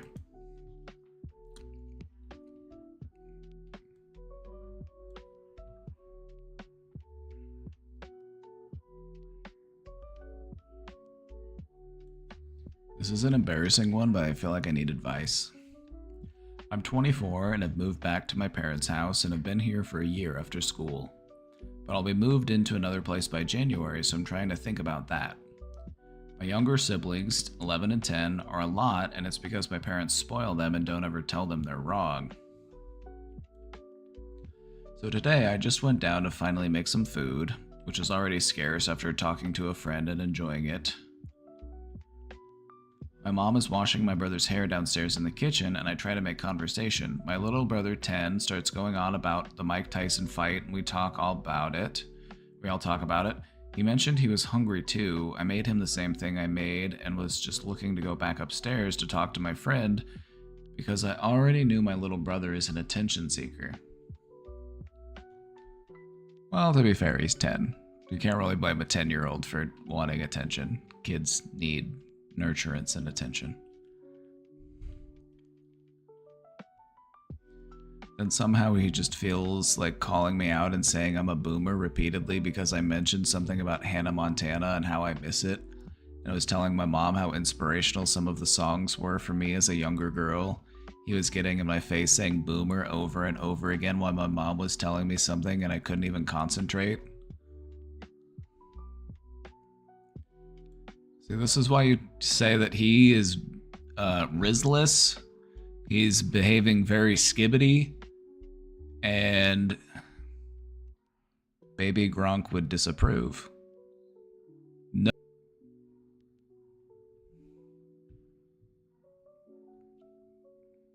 He's 10. You just gotta beat him at his own game. Just start using Gen Alpha brain rot slang and work because he's 10. What you have to do is you have to embarrass him by using the words that he would use, and so then he thinks it's cringe and then he goes off and does something else.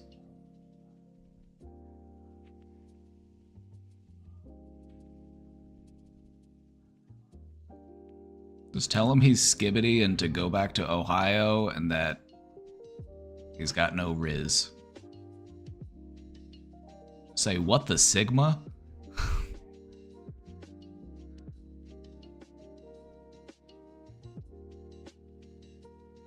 It got so frustrating for me, but he's a needy child and it shouldn't be my job to tell him his behavior is gross. So I try different ways to gently tell him to stop, and it's getting annoying before I reach my limit. It's not what he was saying, it's that he was essentially trying to hurt my feelings and call me old and provoke me to hit him. That's the part that hurts me because that's a sign that he's severely lacking somewhere that my parents aren't willing to fix, and he doesn't respect me as an adult either. My mom was standing right there, seeing it all happen, smiling, and just let me get more and more visibly frustrated until I told him, "You're being dumb." And then I said that, and it's like, whoa, you've gone too far, and the hammer comes down on me. It's just a joke and you're really taking it too far. What? What does it matter? Then he says, well, if he's dumb, you're dumb. And my little brother just starts laughing as I just disengage as soon as he says that and goes upstairs. Sounds like a 10-year-old.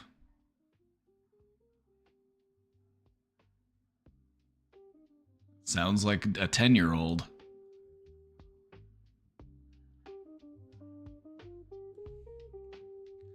I'm 17 years older than my youngest sibling.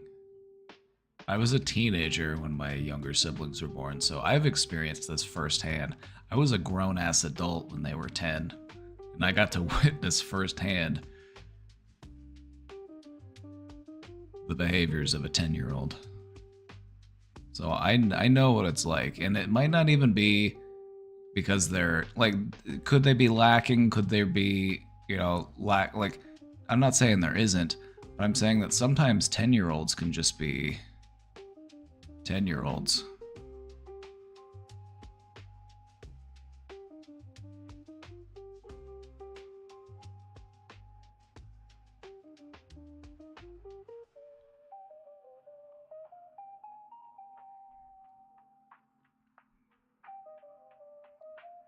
I'm so tired of feeling disrespected as if it's my fault he's an annoying kid.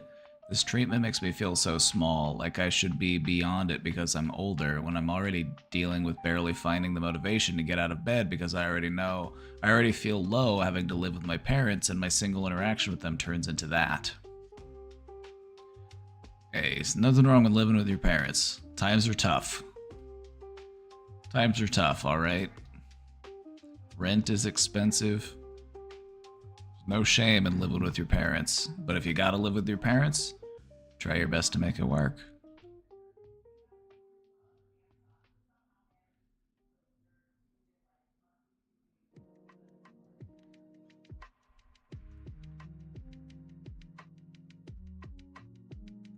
And I've been in this position too. I relate to you on this one because I remember being a 20-something-year-old and having an annoying little brother just doing something, and then I react to it, and then they say, "Joshua."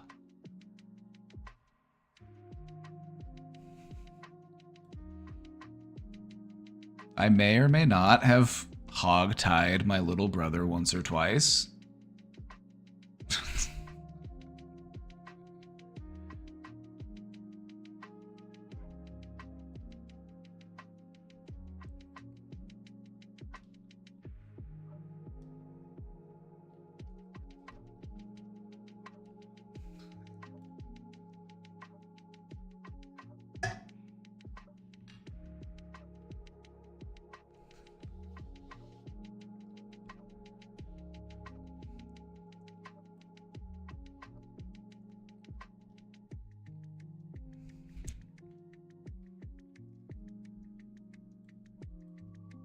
It was all fun and games.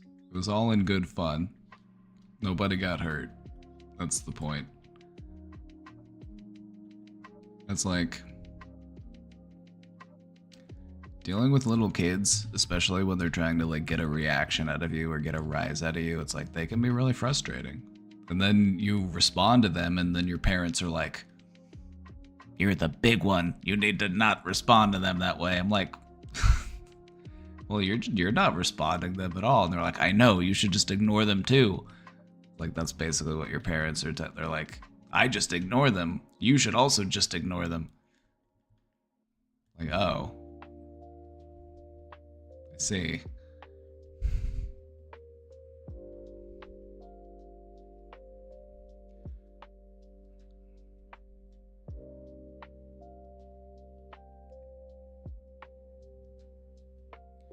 But yeah, it sounds like a frustrating situation.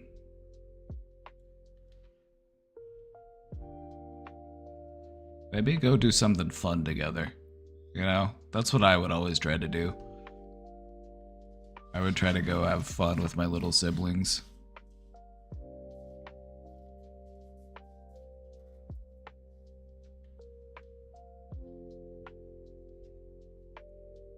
I get he does it for attention, but my mother is just letting him get away with disrespect. I think once I get my own job, I'm going to treat them as if I never knew them. I hate it because I love them. Then I think that once you distance yourself from the frustration, things will get easier. Having to be there in it and live with it is another story. But I don't think you need to cut anybody out entirely. They bug you because they like you. If they didn't like you, they wouldn't talk to you. Like your little siblings, like they bug you because that's their way of trying to like interact with you and play with you.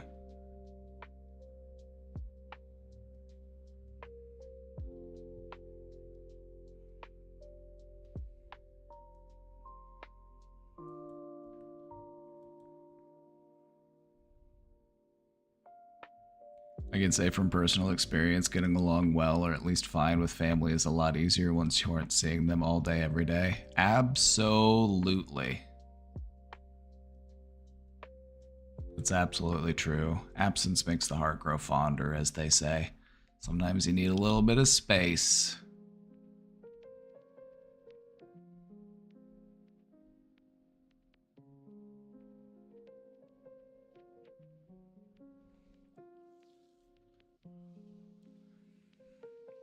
I think this is something you see pretty commonly in households. It's like when the children get to a certain age, they're just they can be a lot to handle. They can just be bouncing off the walls, yelling, screaming. Their mind is moving at a mile a second. And they're just all over the place, jumping from topic to topic.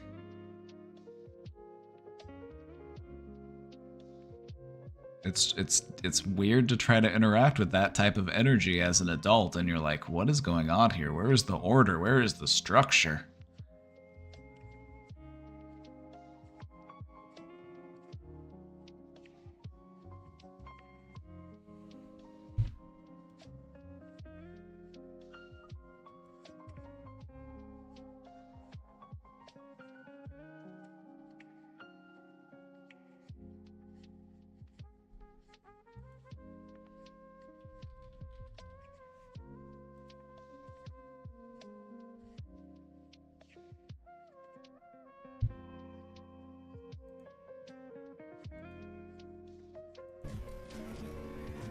Oh, we're back now with our play of the day and the famous baby. I love if you watch a video on half speed on YouTube, it sounds like they're drunk. Hey, we're back with everybody's favorite baby.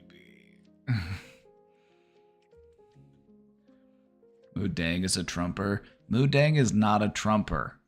Moodang was asked, who do you think is going to win? And Moodang just told us the truth. Moodang didn't want Trump to win. Moodang just knew that Trump was going to win and answered the question correctly. Don't blame Moodang for that.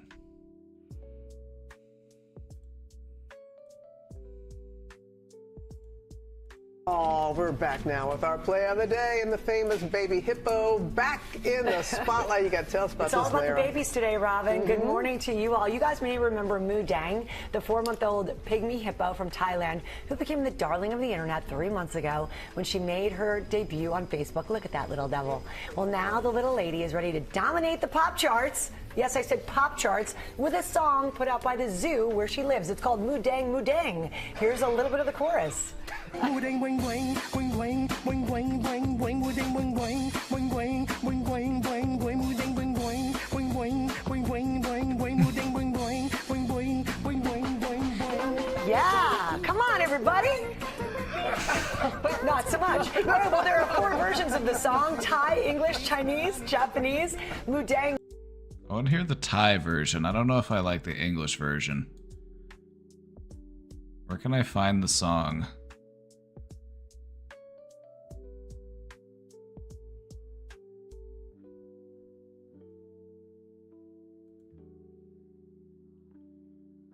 GMM sauce?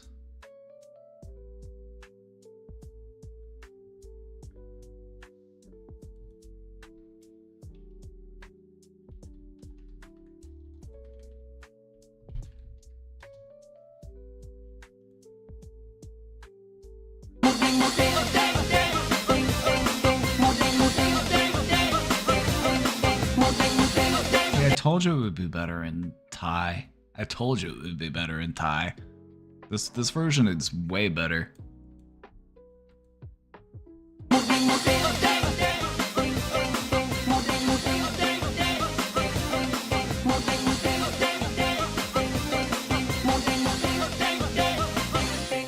Moodang ใส่ก้นใส่ก้นใส่ก้นใส่ก้นใส่ก้นมูเด้งใส่ก้นใส่ก้นใส่ก้นใส่ก้นใส่ก้นมูเด้งฮึบฮึบฮึบฮึบฮึบฮึบฮึบฮึบฮึบฮึบมูเด้งฮึบฮึบฮึบฮึบฮึบฮึบฮึบฮึบฮึบฮึบแม่จ๋ามาเล่นกับหนูหน่อยนะแม่อย่ามัวแต่กินสิเล่นกับหนูหน่อยนะแม่จ๋ามาเล่นกับหนูหน่อยนะแม่มาเล่นกับหนูหน่อยเต็มตัวจะเด้งจะเด้งจะเด้งมูเด้งมูเด้งเด้งเด้งเด้งเด้งเด้งมูเด้งมูเด้งเด้งเด้ง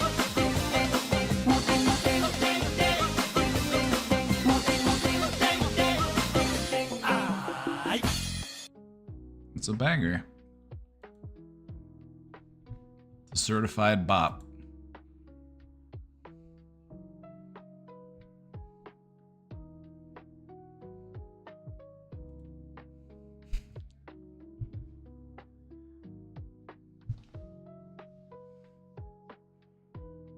I was merging and that shot me into another dimension. You shifted? The mood. Wait. Oh my god. Have I shifted? Did I just shift? I think that Moodang song it made me shift into a different dimension. I've been transmitted. I've transcended.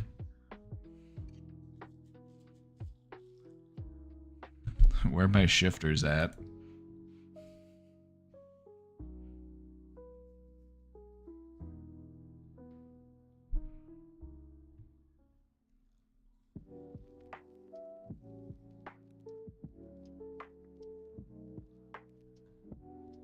Moodang caused my brain to shift along with the 50 milligrams edible I took an hour ago.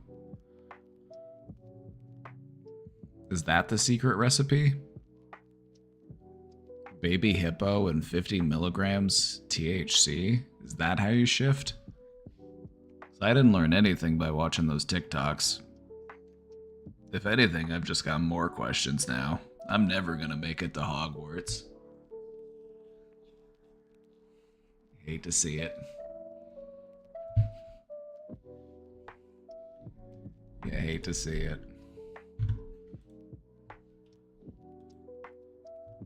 And a giant sugar-free Red Bull. Oh yeah, you can't forget the trifecta.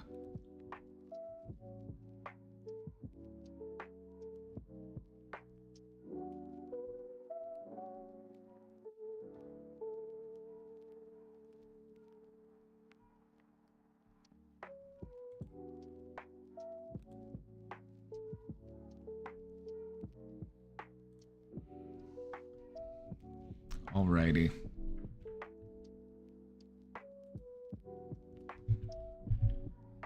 I think we're gonna call it there for today.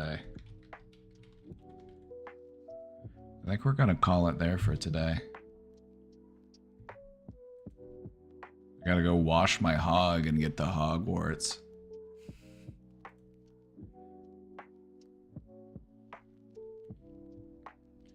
All right, everybody. I'll see you tomorrow. We're gonna shift into a new reality where tomorrow is another day where we also will be streaming.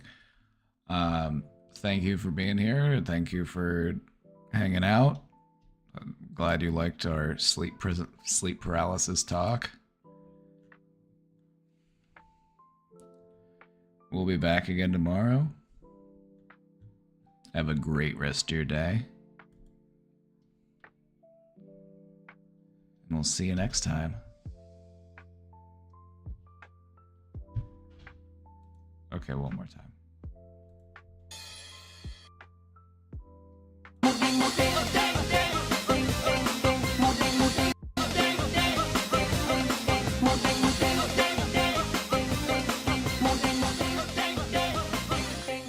Mudeng sai con, sai con, sai con, sai con, sai con, mudeng sai con, sai con, sai con, sai con, sai con, mudeng